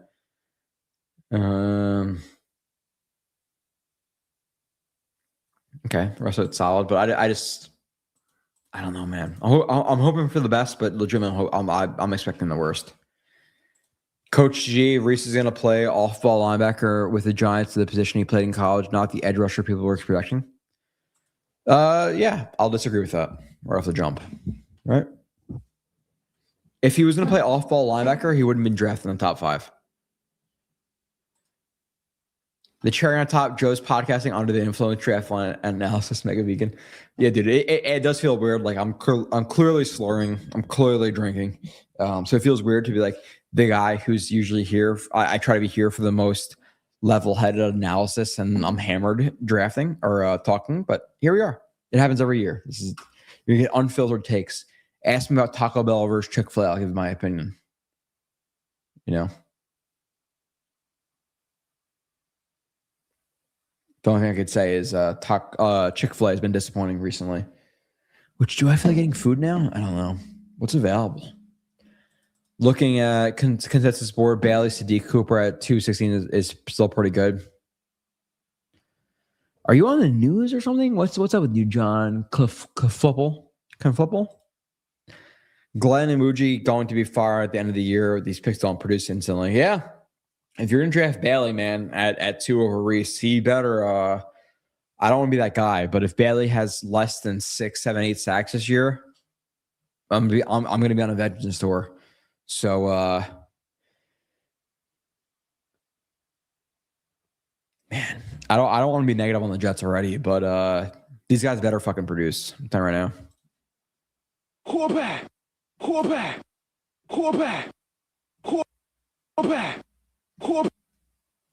I don't know. Fernando, the Jets fan and media said that we shouldn't touch Tai at all. McVay takes him at 12. You were right, Joe. Tai was one of them. I wanted Tai, but happy where he is. Yeah. Right? 33. Oh, my God. I reached. The guy fucking sucks. 15 starts. Okay. Well, one of the best, if not the best, the second best offensive mind in the world. Just took him at 13, 14. So, yeah. I will take that as a W, the Simpson stuff. Me and Tank for Tai. I know BJF, Dylan Terman, we're all higher on Simpson than consensus. I'm not sure how high they were versus me in terms of BJF and Dylan. But I think us three should take the dub. Because there's people I was talking to. I was like, oh, I don't know, 33, 44. And people were too infatuated with the stats of, oh, well, only the starts, only the height. I'm like, yeah, his fucking film was good though. You know, like I think it's a discredit to compare him to Brock Purdy. I was a Brock Purdy average athletic scores. It's like he can move better than the average quarterback. He can throw better than the average quarterback. He can anticipate better than the average quarterback. He can pre-snap read better than the average quarterback. He's in a pro style system more so than the average college quarterback. So yeah, I hope Tai Simpson dominates, because then me and Tai Simpson will dip our nuts in all of your fucking mouths.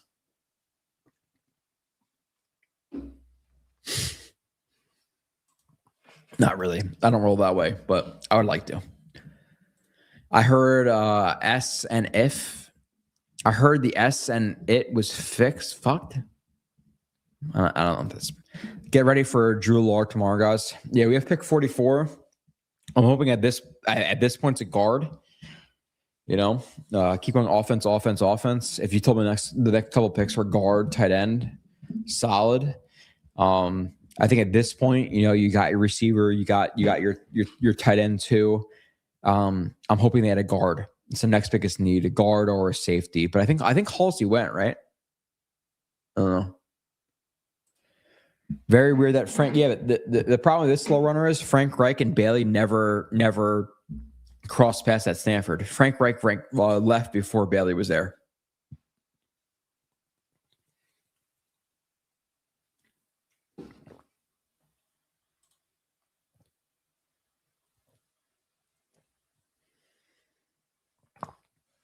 John, if Reese is going to play inside linebacker in the NFL, he wouldn't be drafted in the top 5. Jets fans turning on Muji. Yeah, I'm not thrilled. Tie to the Rams is a bummer. Peter Silvestri. Yeah. We should have more Joe drinking streams. Yeah, I like transparently. Again, 2-year-old newborn. I haven't had I'm not even kidding, a sip of alcohol since December. I think my last Jets game. Tomorrow is today, I guess actually technically 51 minutes in, is my 5-year wedding anniversary. So I will be going to have tonight's gonna be an expensive dinner. I'm not gonna lie to you guys, right? It's like a $400 or $500 dinner. So shame me if you want, but tonight is oysters, caviar, and margaritas. So I'll be drinking 2 nights in a row. But I have not drank or even literally touched my lips to alcohol since probably December, my last Jets game. So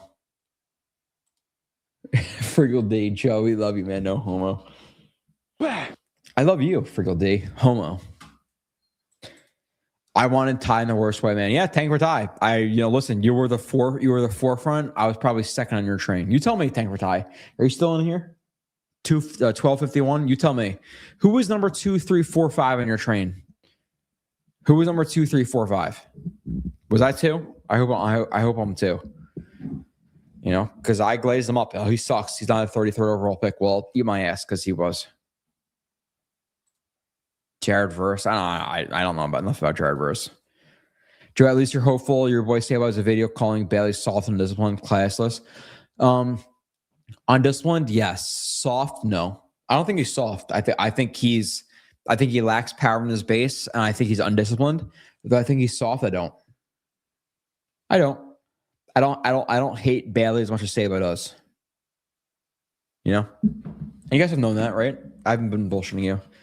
Jets Unleashed. I don't understand why they would have taken Reese, so I take a tight end whose projection. Yeah, I don't know, man. Mr. Bonesy. Will Joe imagine all you did was watch highlights? These people are hilarious. Yeah, Bonesy. Again, I don't know if you're in here, and I love Bonesy. Bonesy is he's a stud. He's a stud. He's an absolute stud of a man, and a father, and a husband, and a lover. I know it personally. Yeah, it's like on Twitter, and that's why I don't respond to a lot of Twitter stuff. It's like people will be like, "Oh, Joe, you're an idiot. You just watch the highlights. You just look up a review. Like you just look up scouting reports of these guys." I'm like, you guys have no fucking idea, clearly. And even if I am a complete jackass and I'm wrong 99% of the time, which if you think that, fine, maybe I am. But if you think I just watch highlights, you're. Come on, bro. Even if I'm dumb, I watch. Come on. I watch more than anybody. Yeah. I think I saw Doozable tweet that the other day. Like someone's like, "Oh, you think you watch more Bailey than I do?" It's like, "Oh, I watch more than any of you." It's like, I don't know about that, dude. I don't know about that. In terms of watching the games, watching the players, watching the free agents, watching the prospects. Even if I'm wrong, and even if I'm, even if you think I'm dumb, I don't think there's anybody who watches more than I do. There's not. There's not. Fine. BJF smarter than I am. Dylan smarter than I am. Sabo smarter than I am. Nania smarter than I am. Scott Mason smarter than I am. I don't think anybody watches more than I do. Day to day, week to week. So you can criticize me, but if you're saying I don't watch, come on. There's no way. You cannot say that. Even if you don't think I'm a hard R, the second hardest R, of the RETRTARD type version, I definitely watch. Let's go. Thank you for time. Let's go. You were right. We were right. Tank Tie's leading the ship, but I think I'm number 2 on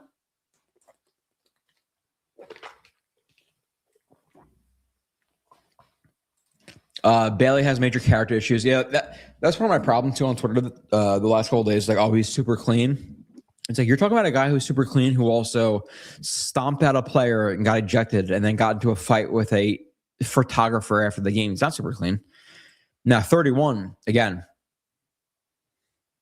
as you can see, that is my number. And really, again, not to be get sobby here or whatever, but my grandfather died on December 31st. My dad was number 31 in the fire department, and there's another reason why I like 31, but 31 has a lot of life connections for me. And that's why I wore 31 in high school football and stuff like that. So I love 31. Bailey, swag, or lack thereof, which is swag, and where's 31? Maybe it's destiny calling. You know, maybe he shits on everybody. Don't love it, but that's why you see the blue at 31 right there, because that is my number. 31 means a lot to me. That's just the number in general. Yeah, 31. Maybe it's the reason, you know, maybe it's destiny.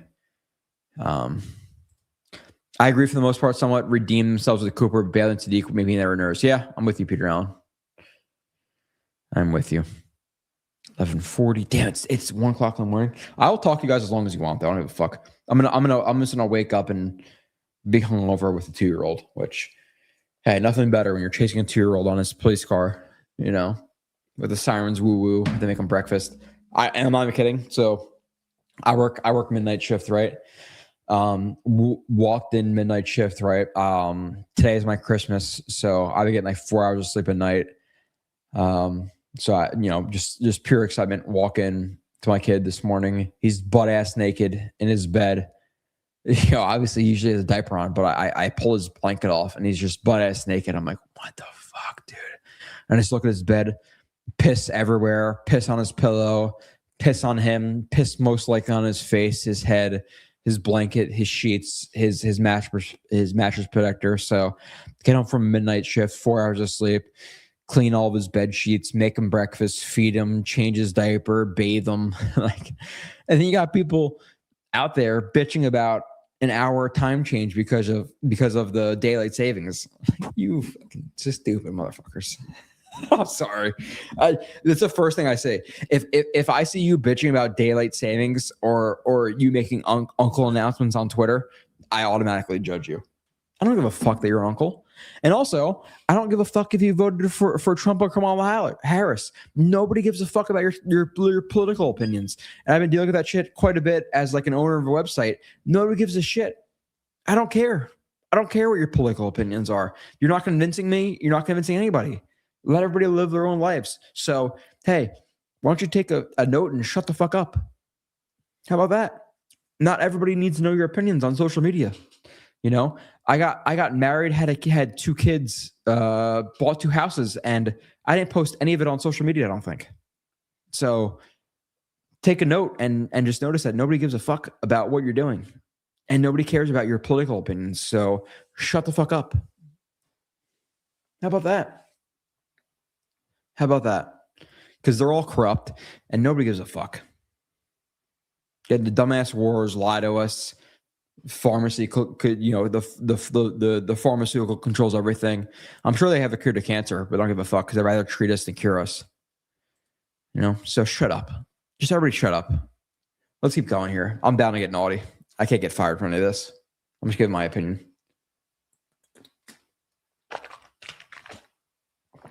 John, this is a lot of positives from a premium position edge rusher that's top 5 on a lot of boards. I don't hate Bailey. Again, I don't hate him. I just like Reese more. That's my BA. Frigal D. I don't know what I'm talking about. I'm an hour behind in the chat, so I don't know what you're talking about, but sure. It's not that bad. It's not that Bailey's bad. It's just not ideal use it. Yeah, it's just, you know, if he's a guy who's just going to be a designated pass rusher, then I'm disappointed. Can we agree that BS the Jets don't have leaks? They have every link these players are supposed to well known. Yeah, it's David says, I think the Jets taking Nuss would kill Joe. Yeah, if they take Nuss at 44, we're gonna have problems, man. Again, my top guys right now, let's see. Best available. McCoy is the number 1 as per ESPN. McNeil, Warren, Terrell, Boston, McDonald. I would say like right now in terms of like me not being disappointment or disappointing, a disappointing pick at 44. Pregnon, Rodriguez, Allen,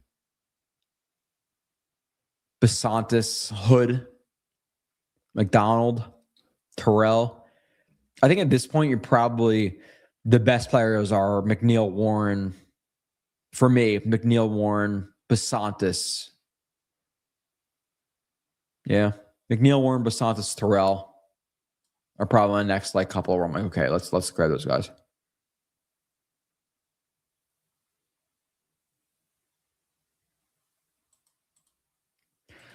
I actually like this draft. It's different from what they do.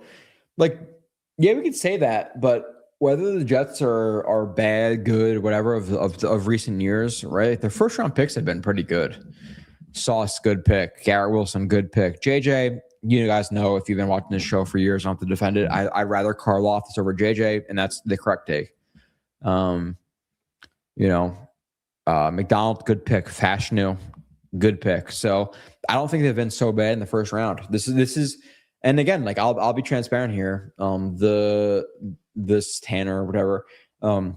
This is the most disappointing first round draft the Jets have ever had, in my opinion.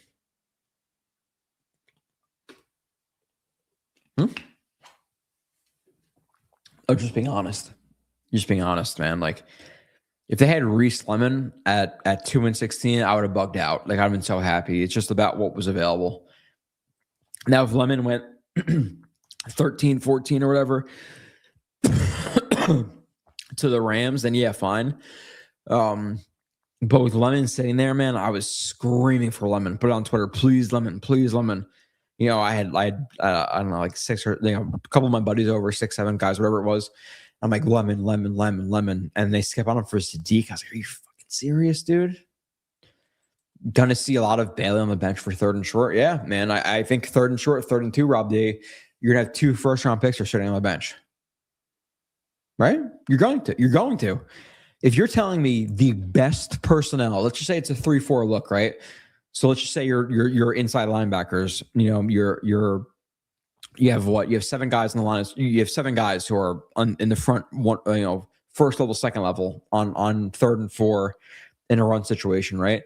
And let's just say the linebackers, those 2 linebackers are Sherwood and Demario Davis, right? So then your other 4 or 5 guys, Sweat, Anyamata, Phillips, Briggs, Egnegbari, Osai are all going over Will McDonald or Bailey. So they're going to have plenty of situations on 3rd and short where you have 2 first-round picks who are sitting on the fucking bench. You're just getting a warm ass on the bench. Whereas Reese could be out there for every rep. Yeah, man, I don't know. John Harbaugh used to taking good players. Seeing Reese across town for the next couple of years it may be heartbreaking. You know, if Bailey turns into a DPR like Will McDonald, not the same player, but the same role, and Reese is what we think he could be, what I think he could be. I'm not going to pull punches. As a Jets fan, I hope he works out, but not pretty. Kenyon Sadiq wiped out by Bailey when they played against each other, so Bailey can play with Will McDonald at the same time. No, he should not be playing the run in the run. Half the league passed on Bain, to be frank. Yeah, like I'm not like again, like I'm not. I don't care if it's Brandon Thorne, the Jets, the Giants. I'm not appealing authority.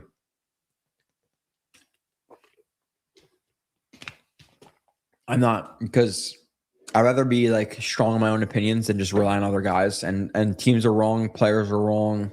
You know, Steve Smith is wrong, Daniel Jeremiah is wrong. It just, and if you're a staunch listener to this podcast, and like you're one who appreciates my opinions over anybody else's, I appreciate that, but don't just listen to me. Don't. Seriously, don't. I'm not the be all end all. Nobody is. So I get the opinions on Twitter where it's like, oh, you think you know more than Doozable? Yeah, at times I do. Yeah, fuck it, I do. Dooswell told me that Carter Warren was going to be a high-level backup to a low-end starter. Brandon Thorne told me that Evan Neal was the best player in the entire draft. I didn't have him to a fourth round, and I had him as a fourth round player. So I don't agree with anybody just based on they are where they are. I don't give a shit.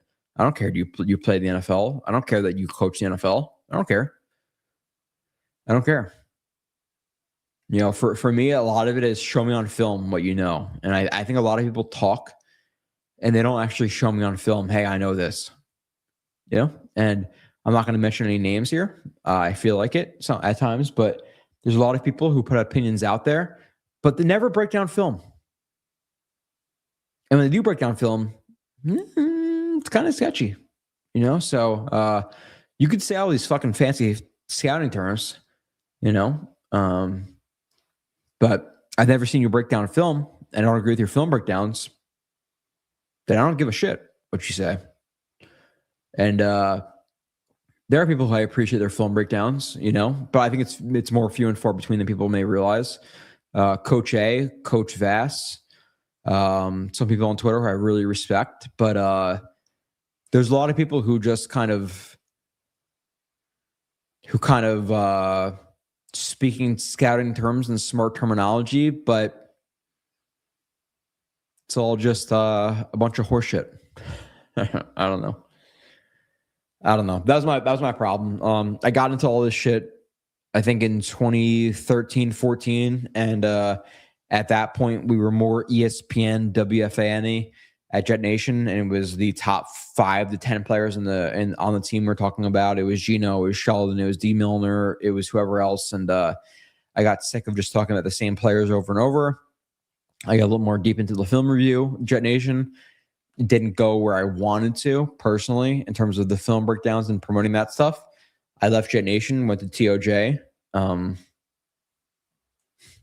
had my issues at TOJ, and then I left, and I was gonna be done. Gacier, I was done for 6-7 months, and I plan on never coming back to the content creation world. And then one of Nani or Sabo reached out, and they're like, "Hey, man, like we're starting a website. We want you." And I was like, "Give me ownership. So if we actually blow this thing up, we will, or I'll make money on this." And I think we're a top some months top 1 to top 3 Jets website in the world in terms of being visited. So I'm glad I made the decision we did. But yeah, the sentiment is just don't believe one person, and just look out for liars. Chad Forbes, all those idiots. The Mets won 2 in a row. Bailey has chicken legs. What is wrong with some of y'all? Yeah, he unequivocally does. His chicken legs, like, am I lying here? His legs are really skinny, dude.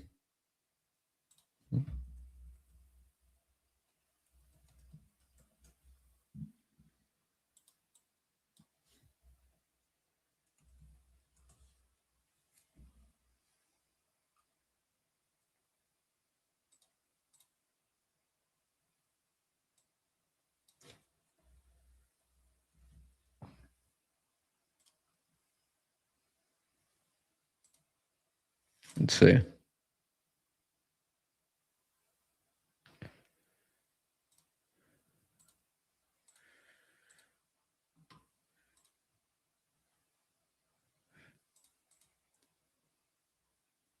not gonna be able to pull it up. Let's see. Yeah, I don't know, dude. Like his legs are pretty skinny. Like I don't think that's a thing where my problem with him is he doesn't have the best bend. He doesn't have the best lateral agility. He can't stand up in the run game. So I think he has more potential. And fuck it, I don't think he has more potential. Or I think he has more potential in the run game than McDonald does. But like I'm making a thing that's like it's how do I phrase it? Like it's pretty. I'm not being biased here. Like yeah, he's got skinny legs, dude. I am one who suffers of chicken legs as well. based on my heritage, and I can acknowledge or recognize chicken legs when I see chicken legs. And for a guy who's his weight, he has chicken legs. He's not very strong in the run game, and I don't want to do it, Jets fans. But if we're going to start questioning that, I'm going to start pulling up plays of him getting shit rocked in the run game, and I don't want to do it. O'Regan says if you have Bailey and Will McDonald at the same time and I'm running it on ever down, yeah, that's a problem. Yep. All these weaknesses aren't scaring me compared to his strengths. Yeah, I hope you're right. I hope you're right. You know,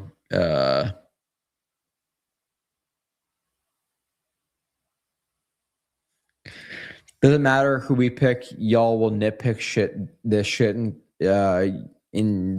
you're in the grave. No, I wouldn't. Right? For the people who have been listening for more than a week, if the Jets picked Reese and Lemon at 2-16, I wouldn't nitpick shit because that was like my second and sixth player. So, I am undoubtedly unbiased here, as much as I can be. You know, but like, there's people who are out there like, oh, you're negative for shock value. Again, like, I'm not going to play into it because I think if you've been listening to me for quite a while, it speaks for itself. There are people out there who I respect who actually put in the work, and I respect those people. And I may disagree. Again, I bring up BJF or Dylan Tyerman or Omari from U Stadium, who's actually going to be part of Jets X Factor soon. Dom C and whoever else. And even if you're wrong, like even if I disagree with your actual film breakdowns, which is very possible, at least you put in the work. For me, I hate the people who put in 5 to 10 minutes of YouTube highlights and then look at Daniel Jeremiah's mock draft, and then that's their opinion that they'll fight to the death for.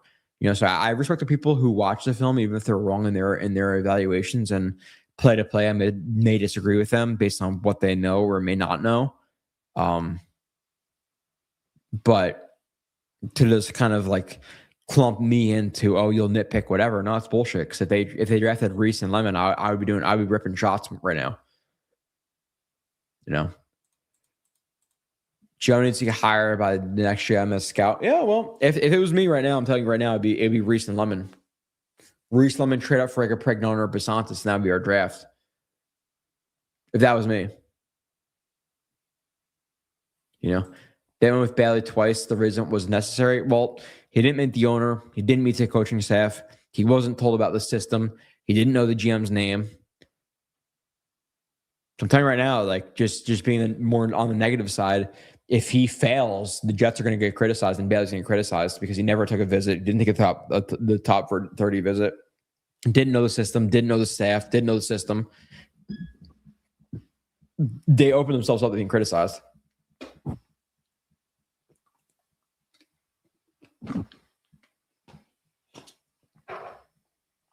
Sneakers to boots.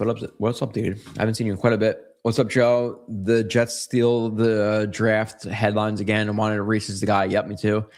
Understand his assignment and performed it. Yep. Bailey has a game-changing play potential, hoping Dunbar can coach up. It's just like in regards to role, I feel like you have two McDonald's at this point, and you're hoping Bailey could be decent enough where you play him 50, 60% of the time because he can play some of the run game, but I'm not confident in it.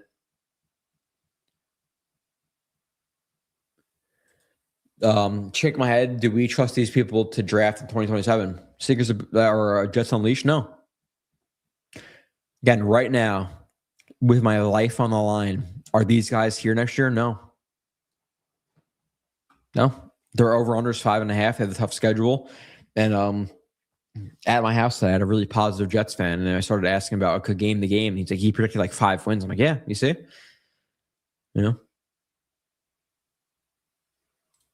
I like Sadiq, but Lemon was there. I'm not going to say I like Sadiq, but I'm just going to say Lemon was there. Yeah. Here we are. If Tai Simpson was good enough for the Rams to take him at 13, Justin had to take him at 2.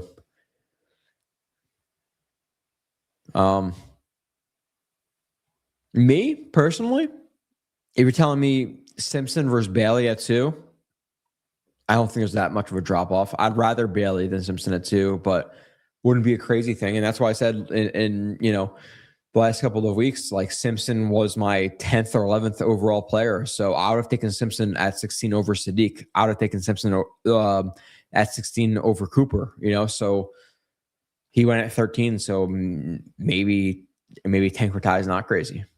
Maybe he's not crazy. 8 TDs, but 500 yards, not great. Yeah, for Sadiq, 500 yards. Very raw route runner, can't block in line, and I don't know. Reese is the player that needs more time to develop. Bailey's a plug and play. Jets need to win games right now. Dude, like realistically, if you're drafting Bailey over Reese to win games right now, then you're kind of dumb. If they wanted to win games right now, they wouldn't have traded Sauce. If they wanted to win games right now, they wouldn't have traded Q. And people are just assuming that Bailey's a better player than Reese in 2026. Don't take into account the run game. And people just see sacks because it's an easy thing to quantify when you're kind of dumb. Right? Like part of it's run game, part of it's assignment, part of it's sometimes it's not on the stat sheet, sometimes it's not a pressure, sometimes it's not a hit, sometimes it's not a tackle for loss.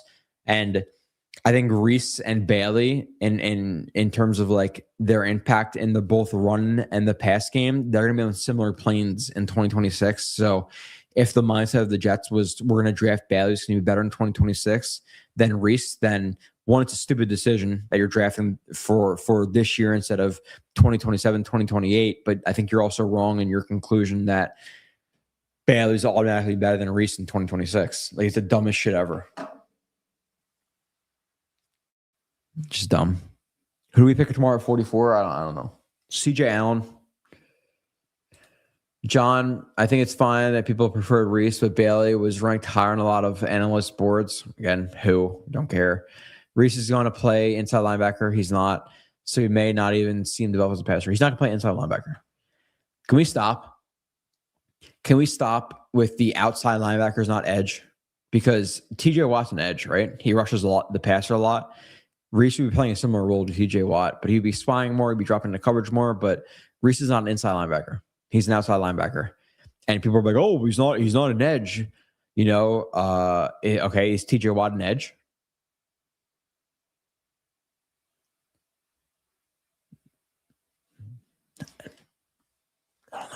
I don't know, man. The Cooper pick was good. Yeah, I'm with that. I'm sure Sable will cover that, or Joe. Yeah, I'm going to go back. I'm going to watch more Bailey. I'm going to watch more Sadiq. I'm going to watch more Cooper. Again, relative to where I ranked them, Cooper was easily their best value. Cooper had 200 yards and 4 touchdowns versus an Indiana State's Sycamores and FCS team. Yeah, I brought that up on the Asman show last week for Day. He had like 33% of his yards versus teams who were just nothing. Right? And I like the pick of Omar Cooper. I do. Like where he was picked at, but it's seeming like he was seemingly like, receiver 4 no matter what. He was in that top grouping of receivers. He was undoubtedly the receiver 4, and clearly he went receiver 5, which I agree with. I think he was receiver 5 in this draft, or receiver 4 or 5. But Tyson with clean medicals was clearly better than Cooper, in my opinion. Let's see. Hold on. Omar Cooper. Can you guys hear that? Okay, let's see. So Omar Cooper, Pro Football Reference. Okay. So Omar Cooper in 2025, right? 2 yards, 52, 2 receptions, 52 yards versus Old Dominion. Okay. Second game of the season, 1 reception for 40 yards versus Kennesaw State. Then they won 73-0, and he got 10 receptions for 207 yards, which was about more than 20% of his yards came in one game against Indiana State. 6 receptions, 78 yards versus Illinois, who's a nobody. Iowa, 3 receptions, 31 yards. Oregon, 7 receptions, 58 yards. Okay, all right. An okay game. Michigan State, 8 receptions, 115 yards. So between Michigan State and Indiana State, he had 18 receptions and 322 yards. UCLA, 2 receptions, 2 yards. Maryland, 7 for 86. Okay. Penn State, 6 for 32. Wisconsin, 3 for 39. Purdue, 3 for 64. Ohio State, 0 for 0. Alabama, 3 for 45. Oregon, 3 for 17. Miami, 5 for 71. You're talking about a guy who over 30% of his yards came against Indiana State and Michigan State. Again, played a lot in open space. Didn't love the route running. I'm not as high in Cooper as some others. I'm not meaning to be negative. I'm just being honest. Oh my God, you're so negative. Jesus, go to bed. Yeah, well, or just log off. I'm just, that's where I'm at. I've been having the same opinions for the last 4 months, so I'm not just going to gas up these guys. Joe, one of the things you aren't accounting for is projection of these players to improve their flaws. That's part of the rationale of drafting them. Yeah, I understand ceiling and stuff. Reese has a higher ceiling than Bailey, and Sadiq has a ceiling, no doubt. I think if Sadiq reaches his ceiling, he's a top 10 tight end in the league. Yeah.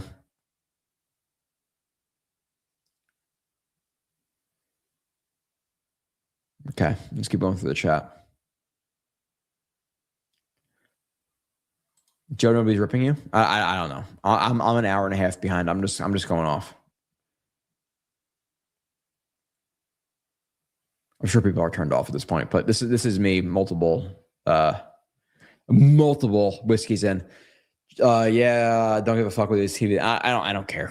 I don't care. I really like what I'm telling you. I genuinely cannot care less. I could not care less. Do your own research into these guys. That's what I recommend. Don't listen to me. Don't listen to anybody. Watch your own shit. And hopefully you take opinions from me and whoever else you respect. But if you're purely based on one person, I think you're foolish. Joe, you really think AG would have used Reese correctly? Come on now. I don't know. It's play calling is a superpower. Yeah, play calling is a superpower. So I would hope so. Reese disappeared halfway through the season. He's too underdeveloped. Do you know why? How did his role change in the last 5 or 6 games, Coach G? Tell me. I know. Do you know?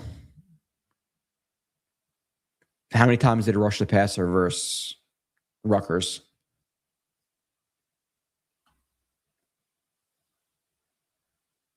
Yeah. What was the panic, Peter Silvestri? No panic. I think that trading the 5th round pick for Omar Cooper is excellent. That was their best pick. Rip Ruckert. No, he's still tight end 2.5. Sadiq is tight end 2 / receiver 3 or 4.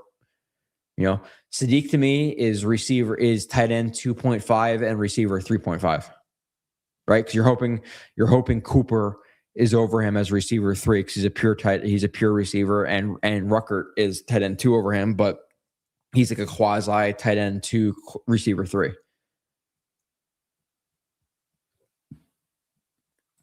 Tato is overlooked because he played with wide receiver Smith. He makes everything look easy.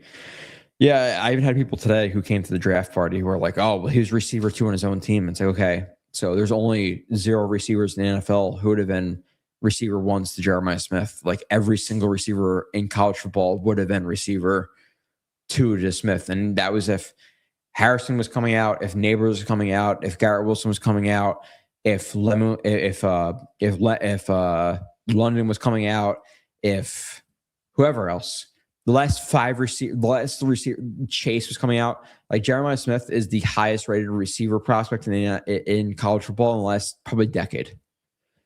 And maybe after I watch him, I would have Chase over him or Neighbors over him. Fine, but It's such a stupid argument. Like, oh, he's receiver 2 on his own team to the number 1 receiver in college football. You know what I'm saying? Like, okay. Everybody likes Rucker, but he's just not good, and Lowell never has been. I'll defend Rucker. This last year, he's actually pretty decent as a tight end 2, tight end 3. This year, he improved. And I hated Rucker for this year. Hated him. Rucker this past year was a decent 2, 3. Again, I have no reason to gas him up. No reason at all. But here's some Rucker plays for you. Why not? I live for the stream post-draft once a year. Yeah. Big question marks. The Jets pick Cooper was the safest pick in my opinion. At that time, yeah. I'm okay with that. That was a couple of years ago on draft night. Joe was stumbling with the mic, muted himself, for dropping shit all the time. Yeah, like I said, sneakers, the boots. I'll give us a C+ overall. Yeah, I'll go C-. I did like that we traded up in front of the Bills to steal Cooper from them, then immediately traded down. What do you mean traded down? Traded down from where? We traded up. We traded up from 33. We still have 44. Where did we trade down?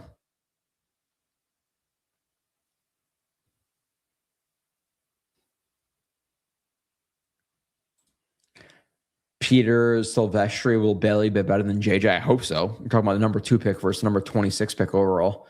Yeah, you're talking about like 1-for-1 is Bailey better than JJ as a prospect? No doubt. No doubt. But I also wasn't the highest on JJ in the world. If you've been watching the show for years, you know that.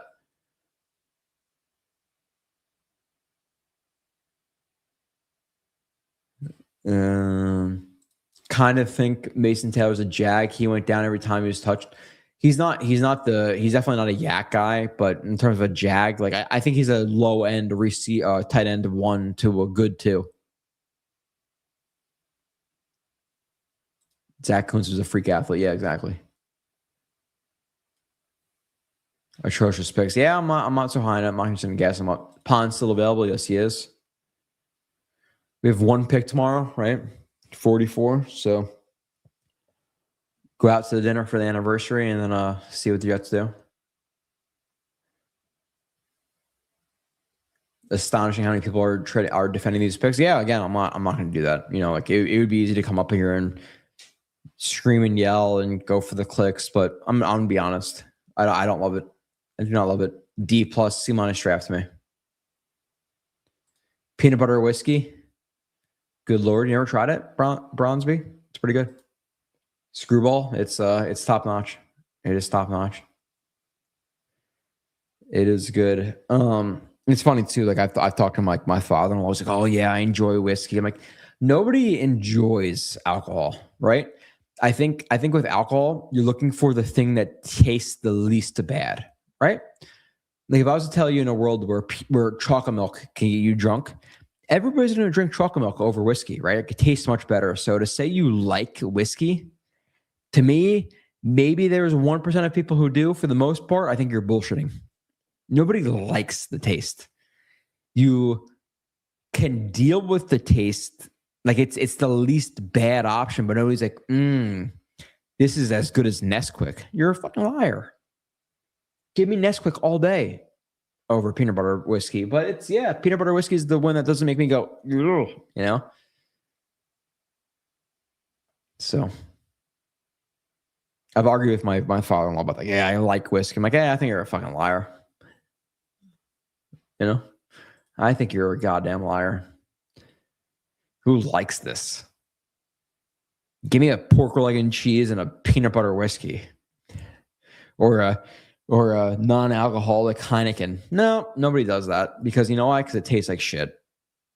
You just try to drink the thing that tastes the least bad. So you have to wince when you drink it. Puts hair in your chest. All right. I don't know. Let's see.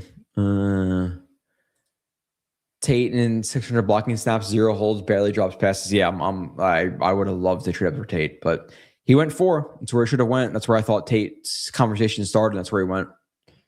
Again, he's a good player. Take Advil. Try Brown as with weed. I've done it before. Haha, I'm drunk. Haha, Sadiq, baby. Haha. Yeah, hopefully I watch the next 6-7 games of Sadiq and I'm higher than I am in the first 5 games I watched. But my God, you're betting on upside there. You're betting on upside. David says, "Hey Joe, thank you all you do for us. I don't get the Bailey pick as well, but love getting 2 weapons on our offense." Yeah, I like adding to the offense. I do. And like in general, right? You are low on Olu, Joe. He's a good left tackle. Yeah, the review will be going out there. I put out like a 50-play review of him that I recorded. I think Olu is about average at best.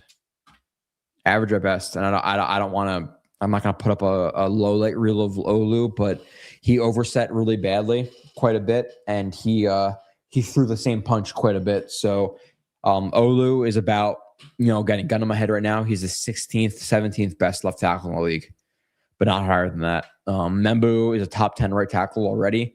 Tippmann is sniffing the top 10 as a right guard. Olu, relative to his position, is the 3rd best offensive lineman on the Jets. And I think people always talk about Olu like he's a top 10 guy. He's not. Too much peanut butter taste. That's driving to drink. I don't have enough alcohol to get over this first round. Yeah, again, this is what's left. The start of it was the top, So I gotta wake up in 6 hours if I'm lucky to take care of a 2-year-old. I'm not making breakfast tomorrow. I am ordering a sausage, egg, and cheese. Joe, come drink with Murph and I tomorrow? No. I would love to, but no. Can you imagine? Hey, honey, I know I just watched the first round with my friends for 5 hours in our basement. I'm also going to go out tomorrow night to drink with Dano and Murph. I like my balls attached to my body. Joe Beningo, again, hey, respect the grind, but in terms of like football opinion, I think my poop would have more value. Entertaining, sure, but in terms of like, hey, I value this guy's opinion. Like, be real. Even if you're a Joe Beningo fan, could you give 2 fucks less about his opinion about football? No. Michael Kay, Don LaGreca, any of those guys, do they know anything about what they're talking about? They don't. They're entertaining, and that's why they're there. In terms of actual value to their opinion, there's zero. Joe Beningo doesn't know his asshole from his mouth in terms of football. He doesn't. He doesn't know what cover fucking 2 is. Who gives a shit about Joe Beningo? I'm sorry. I couldn't care less. So yeah, Diego Pavia. He fights hard. He's aggressive. He wants it. Okay, Joe, just fucking retire. Couldn't care less. Joe Beningo or Shulman Rash or I'm not gonna keep going names. I'm gonna get myself in trouble. But who gives a fuck about Joe Beningo? I don't know if I've listened to more than 3 minutes of him in my entire life. He might actually be on the spectrum. Yeah, he's insufferable. I'm sorry, he is. He's one of the worst. Joe, don't you wish you didn't learn how to scout players just you can be happy about whoever show? Yeah, it's nice. I wish there's a world where I was still like really ignorant. Like, oh yeah, I love the picks. Todd McShay and DJ say he's great. Yeah, he's a great player, but I've gotten a little bit too deep. Favorite Chick-fil-A sauce? Love me Polynesian. That's great. I love the buffalo. I am a buffalo guy all the way. Frank's, Cholula, anything spicy. I like Indian food, Thai food, spicy is what I'm about. Unlike Racine, I prefer my mouth nut free. Got an EpiPen? You like nuts. I agree. Reese is a top 5 pick, not being a DN, but Giants have Burns and Carter. So where are they going to play Reese? Harbaugh says he's going to be a linebacker. It's going to be really interesting. It's going to hurt to see Reese. I hope he doesn't do well with the Giants, dude. Happy anniversary. Take Advil. Yeah. Advil. I got oysters and margaritas in the afternoon tomorrow. Definitely Advil. Advil, chug some more water, no doubt. Joe, let us know what quarterback we take in 2027 when you read this. I don't know, dude. Like Arch Manning's probably the only one who's guaranteed first round. Dante Moore, obviously Dano, you're an Oregon fan. I would take Tai Simpson over Dante Moore at this very moment. So I think there may be one quarterback who's better than Tai Simpson in next year's draft, like guaranteed. Sellers, this guy, blah blah blah blah blah. It's all projection. Again, this year was Klubnik and Sellers and Alar and this guy and that guy. We're gonna have 5 first-round draft picks at quarterback. We gotta wait until 2027. Bullshit. You have no idea. Doozable's off. I don't know. I think Doozable knows what he's talking about when he actually watches, but I don't think these guys watch as much as they project they watch. That's what I'll say. Say we're doing okay. I don't know, Scott. I see you talk a lot of shit, though. Let's talk shit right now, Scott. What do you got to say? You talk a lot of crap. A lot of crap, Scott. Me, Sabo, whoever else it is. I figure only negative. I've never seen like Scott be like, yeah, good stream, Joe. I appreciate your opinion. It's never that. It's never that. It's like, you're an idiot. This pick sucks. Let's just stream until pick 45. I wish. Preach. All right, there you go. Look at that. Hey, Scott, I appreciate. Actually, no. Now I love you, Scott. But I feel like you're generally very negative. Don't the Clintons got to sell them into slavery? I don't trust anybody in the government. Fuck the right. Fuck the left. That's my opinion. I heard alcohol lowers your inhibitions. Joe, you're the only other one besides Dan Orlovsky and Chase Daniels saying positive things about Ty. Certainly my brother. Appreciate you. Yeah. Maybe not as bad as we thought, right? Guy sucks. He didn't score versus Indiana. Yeah, well, maybe there's a reason for it. Maybe there's context that's needed. There's a reason he was picked in the top half of the draft. There's a reason. He's a good quarterback. Joe, what a Texas Tech fan. I think they were top half of the league, but you have to consider like they had Rodriguez, they had Lee Hunter, they had some good guys. So if you're trying to do that, it's like to make it like a got you, they were top half of the league, then again, like the stats stuff, pressures, hits, run rate, defense, or when it's 45-degree on a Saturday at this time of night, they were this good. I don't give a shit about the stats. I can tell you by watching, he's not a good run defender. So you could throw whatever stats you want at me. If it's a got you, I don't care. He was not good individually. So you're going to try to say, hey, because the Jets were good in run defense, Will McDonald's also a good run defender. Like you're reaching there. So I don't know if that's your point, Spencer Green, but if it is, then shame. We can't. I think people too often rely on stats to fit their narrative when we can just watch their film and evaluate it individually. I don't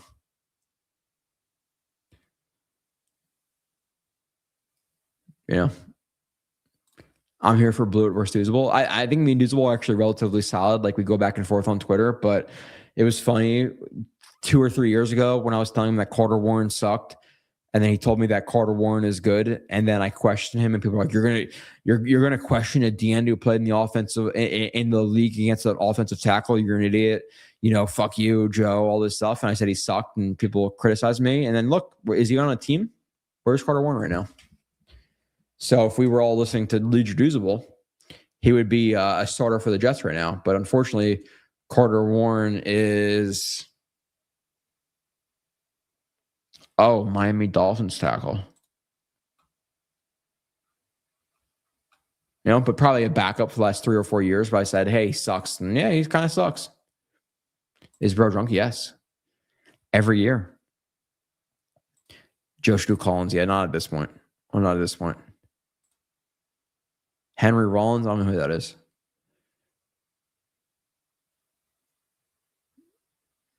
I know Rollins. Isn't there a Rollins from the WWE?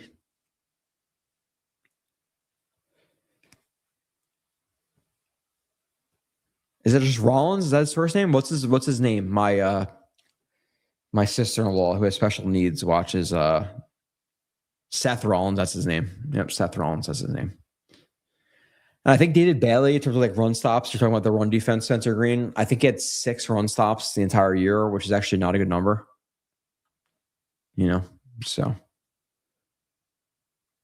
who is the number one run? Yeah, again, So because the Pats won the Super Bowl, their third receiver is the best. It's just it's like correlation is not causation. I don't know.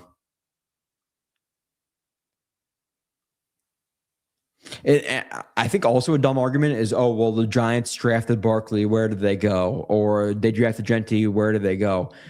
Or they had J.J. Watt. Where did they go? It's like, okay, so because J.J. Watt never won like many playoff games, he's not a worthwhile player. I think that taking 1 out of 53 and saying, oh, well, they didn't win this, so their defense was rated that because of one player is a large leap to make, whether it be good or bad. Just because you won the Super Bowl doesn't mean your receiver group is good, or just because you're bad doesn't mean your run defense was good. Like it's just like that's a reach. And like, what if the Jets were good in run defense this year? Does that mean that Will McDonald's a good run defender? No. It's like I don't know. Spencer and Doozable versus Hawk and Blue in the celebrity death match. Me and Hawk got it, bro. Any day. Me and Hawk, come on, dude. Hawk knows it. Red Hawk, where are you at? Me and you versus Spencer and Doozable. Doozable got the size, but does he have the stamina? I don't know. Avoid Doozable for the first minute and a half. He's gonna be gassed out. He's not gonna be so strong. Me and Hawk got it, bro. I know. Me and Hawk got it. Let's see. You gotta be happy. Yeah, I am every year, Spencer. I admit it every single year. Yes, I come on here and I am quite literally a bottle of whiskey deep. So, am I? Yeah.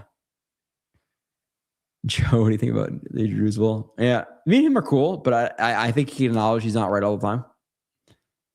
No way. Dear cry, JJ's at the edge and spy Josh Allen. I want to see Bailey do that before he says way better than JJ. Yeah, and again, it's all, is he a better prospect? So I don't know if he's a better pro than JJ. As a prospect, you're telling me Bailey versus JJ. I'm taking Bailey.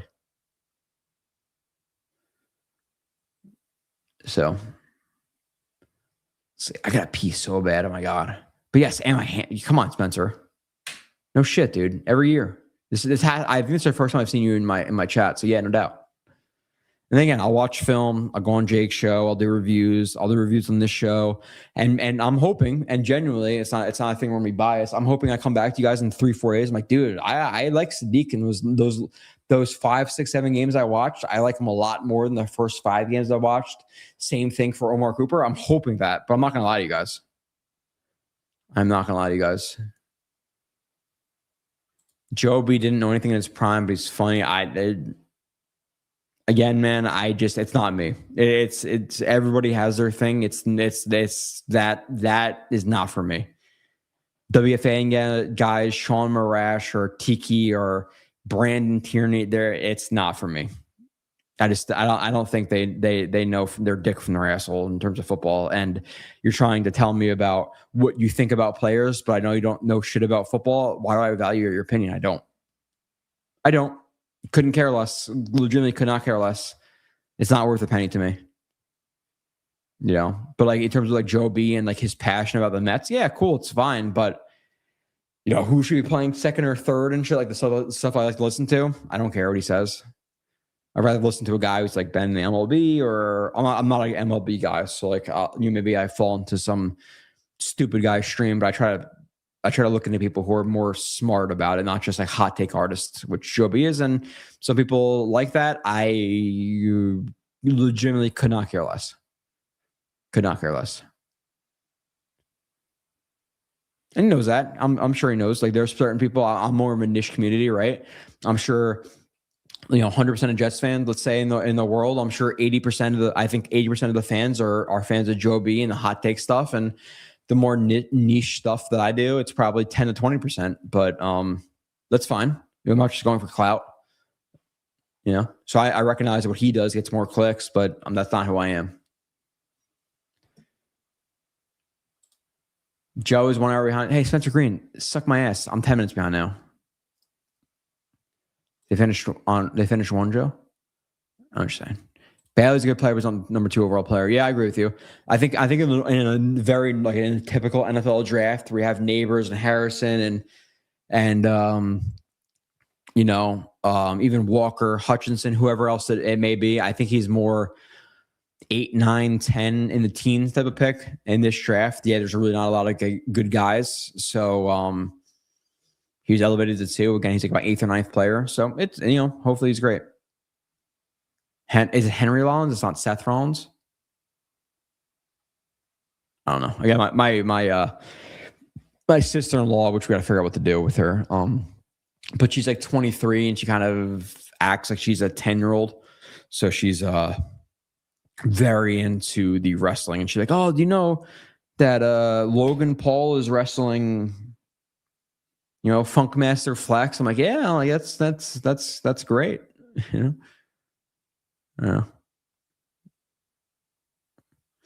Hey, Joe, you want to call me out about talking shit? I've never talked shit about any of your shows, so I don't know who we're talking about, you drunk asshole. Yeah, so Scott, if you want me to, I can go back through, I don't know, the last year of podcasts, whether that be from mine or whoever else's channels, and I think you only leave negative comments, so it is what it is. Like, if you want to not listen, I don't care to lose one person. I can tell you're very typically super negative about whoever it is. You call Sabo an idiot.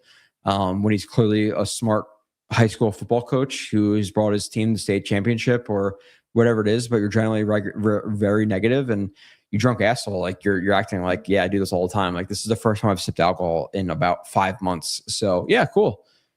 I just know you're super negative. So that's you. You're not a positive guy. I think you can recognize that. So if you're going to start to be tough on a Twitter or on a YouTube chat, then you do you, dude. You're awesome.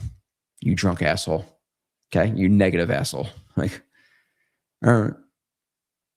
Don't break the seal. I have not. It's been hours, but I just don't feel dealing drunk asshole. I don't know. I feel like you're usually a douche, Scott. Have you ever been in comment sections, whether it be Let's Talk Jets or Jake's or whoever else it is, and people are saying you're positive? No, I think in every single comment section I've ever seen you in, you're always negative. So you deal with that yourself.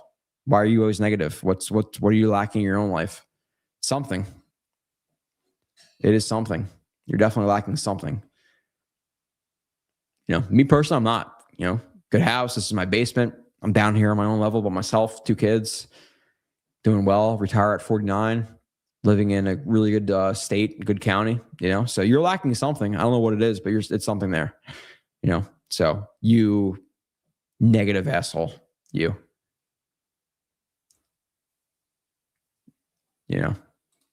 Sabo, again, Scott, I've seen you in comment sections bashing Sabo. So don't say you never said it. You've definitely said it. I've seen you in comment sections. You've never said it. Come on, dude. You're never not negative. Never not negative. I love you. Hey, you listen to the show. I would love to pound a beer with you one day, Scott, but you're not. You're a negative person. You have not Sabo is probably my favorite guest Jake has. You have not Sabo. So you're saying me or Sabo? You're saying me or Sabo, Scott, because this means a lot. Again, we could talk shit and we could spar verbally. But I'm sure we meet over a beer and I would drink it with you. But I feel like you're generally a negative person. I think you recognize that, right? Like I could recognize that I am impatient and sometimes negative. I can recognize that Dano is a biased Oregon fan asshole. And Daniel Murphy wears too tight of shirts, whatever it is, I we all have our flaws, Jake likes controversy, we all have our flaws. So I get it, but Scott, you're negative and you're negative. You are negative. Joe never forgets. I don't, I'm a drunk asshole, first time I drank in 5 months. It's funny. I've seen that from I'm not even going to say it, oh, I'm a drunk. It's yeah. Once or twice a year. Yeah, I drink, let's see. I was negative towards Sabo, but I agree with him on Reese over Bailey.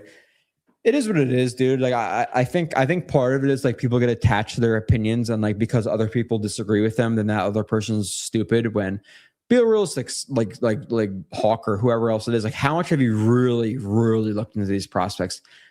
Most of people, probably not a ton. And hopefully you do more than other people, right? But I feel like 90% of Twitter or YouTube watches 5 minutes of highlights, maybe 10 minutes of highlights. Maybe they click on 2 minutes of highlights, 2 different clips of highlights. They read Daniel Jeremiah's mock draft. They read Greg Zuerlein's mock draft.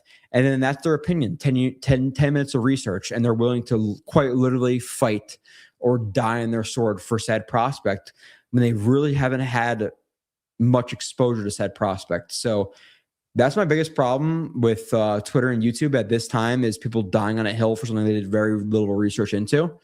And I'm sure you can, whoever else can admit that.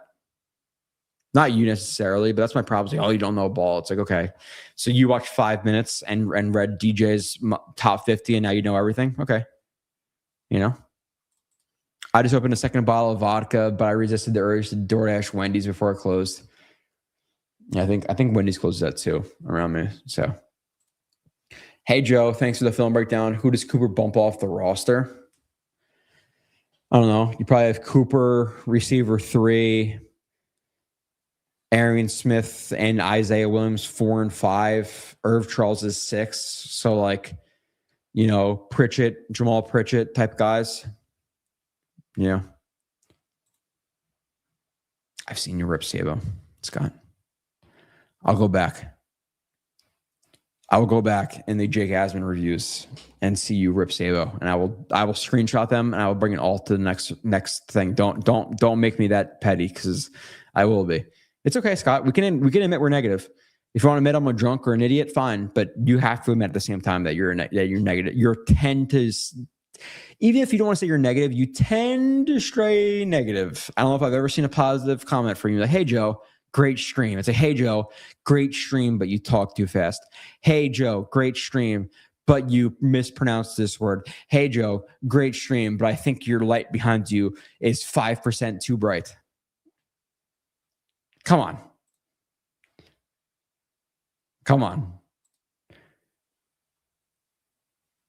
I'm just honest. I was trying to be honest. You know you're negative, Scott. But I love you. If I'm in a Jets game, let's have a beer. We'll talk it out. No reason to call me a bitch or you hate me, but you're negative.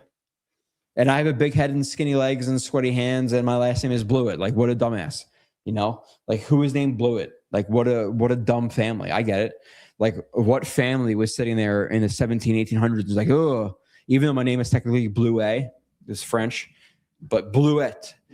Like, oh, what a great name. Like, no, my ancestors were probably on the spectrum. Like, what a name to name their future generations. So I can admit that. What a dumb name. What a big head. So we have to admit our faults. We all have them. We all have them. But let's be transparent in admitting them. You're negative.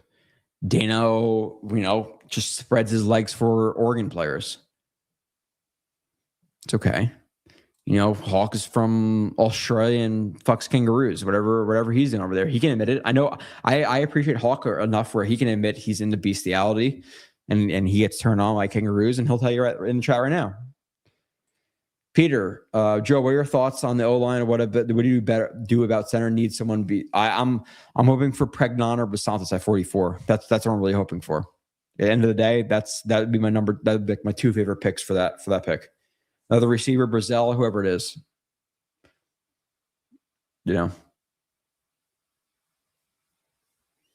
Like everyone, I can be negative. The funny thing is with you and Sabo, I've always been on the positive over the last several years because I mostly agree. Hey, I appreciate that. But you're definitely a negative person.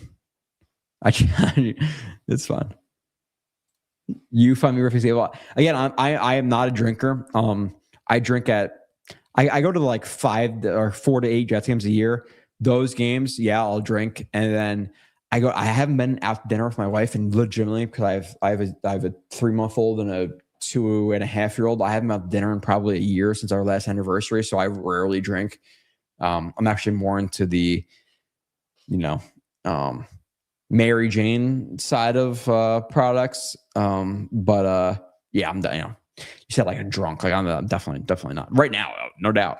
Again, I don't drink a lot, and that's what's left for the whiskey. So yeah, of course, I'm gonna be more honest, but I see you in comments you're more negative, but Scott, you tell me you enjoy my content and you love me right now, and we'll make up. I don't. You could say I don't agree with you, Joe, but I appreciate your content, and that would be the most positive thing I've ever seen from you. And we will virtually hug right now. And you want a pat on the ass? Let's do it. On a virtual pat on the ass, Scott, I will pat your ass better than anybody who's ever patted your ass.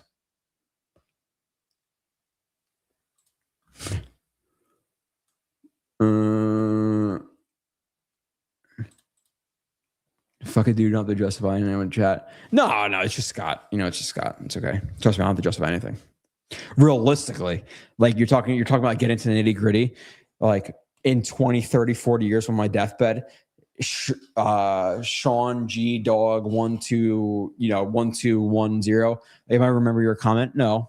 Like realistically, no. It's my family. It's my son. It's my dog. It's my whatever else that matters. So I'm not gonna remember what Scott said or you said or Dano said at the end of the day. So yeah, I don't really give a fuck. I don't care.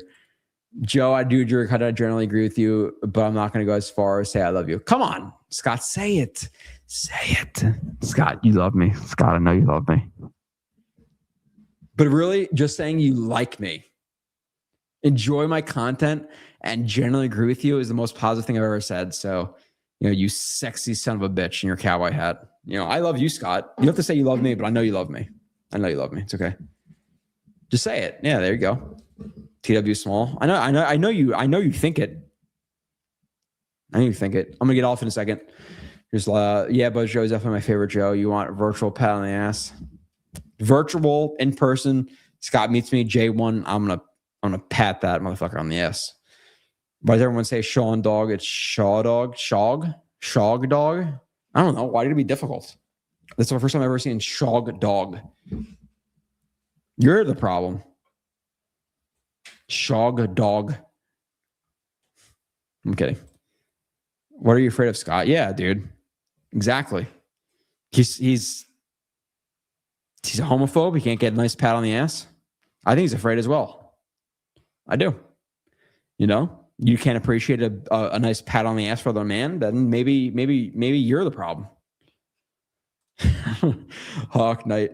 See you guys on day 2. The funny thing is, like, I'm going to go upstairs. I'm going to silently watch with my AirPods in David Bailey's interviews and try to convince myself that I like the pick more than I do. And inevitably I will. And then I'm going to go to bed thinking about Scott and all the lovings I want to make to him. So here we are. Almost 2 o'clock post draft. I got to wake up in again 5 hours or so to take care of a 2-year-old who is probably going to piss his pants, pee his bed, and then demand breakfast from me. I'm going to make him a half-assed waffle. I don't know. Does Bailey offer any flexibility where he lines up? No, not really. That's my problem. I just don't know where him and McDonald line up on the field at the same time. Again, rush downs, 3rd and 6 plus, fine. Go at the quarterback, but on kind of run or pass situations, they're both in the field at the same time. I don't see how it happens. Joe's having a nightmare at Sky. I love it. That's what egos are for. No, we try to stay a lot away from the processed bullshit. So a lot of stuff in my house is like minimal ingredients, no process, no plastic, all that stuff, which my wife is super into, and I agree with her, but we are super careful. You want to this is the most I've enjoyed, Scott. So I'm enjoying we're having a time here, Scott. All right. So gently, I feel like you're unaggressive. I feel like you're unaggressive, Pat the ass guy. But yeah, so I'll be back Monday or Tuesday. I'll do the Jake Asman show. I'm sure I'll review, what we did, certain picks, whatever else. I'll bring actual film instead of just talking on my ass. And then my shows, obviously, I'll be coming up with Bailey reviews and more Omar Cooper, which actually I already recorded Omar Cooper. So I have to record part 1 of his review. Sadiq, I'll record part 1 of his review, and then I'll go back and watch part 2. Cause I already watched 5 or 6 games of both Cooper and Sadiq. I just couldn't put them out because my editor couldn't get them out fast enough because I dumped a shit ton of reviews on him. So those reviews are already recorded. So you'll get part 1 and 2 of both Cooper and Sadiq. They'll probably get a part 2 of Bailey. And then whoever else they pick, they have 5 picks left, right? I'll do all of those guys, right? They had 9 picks. They traded the 5th round pick up for 30. So they have 5 picks left. So whoever else they get, I will do. At least just for me, yeah. We had the draft, the Knicks game, and then the Yankees Mets game on the TVs in my house. So yeah, we watched the Knicks as well, and they lost. And no shame. I'm not a Knicks fan, so I don't care. Always off the edge, never lined up as a guard center. He lined up as like a 4i, 4 tech, 5 tech sometimes, but over the guard, no, not necessarily. Scott's ultra negative, and a duck knocked me up. Damn, that light is bright, Joe. Sheesh, I'm trying to be what light? This one? Which light? Scott's negative. He knows it. It's okay. Scott knows it. He can acknowledge. He can acknowledge he wants a soft or hard pat on the ass, and he can acknowledge he's negative. I like him, but he's negative, and he knows it. But I'm happy that he can acknowledge he likes to stream. He typically agrees with us, but generally, again, just like I got a big ass head. Look at this thing, dude. Or like, it's like, look, you notice how I have like a bump, like on my eyebrow line, like a gorilla. It's like I'm like barely past the Neanderthal. Like I can admit my faults, and Scott has to acknowledge that he's typically a negative prick, but I also love him and want to pat his ass. Fine.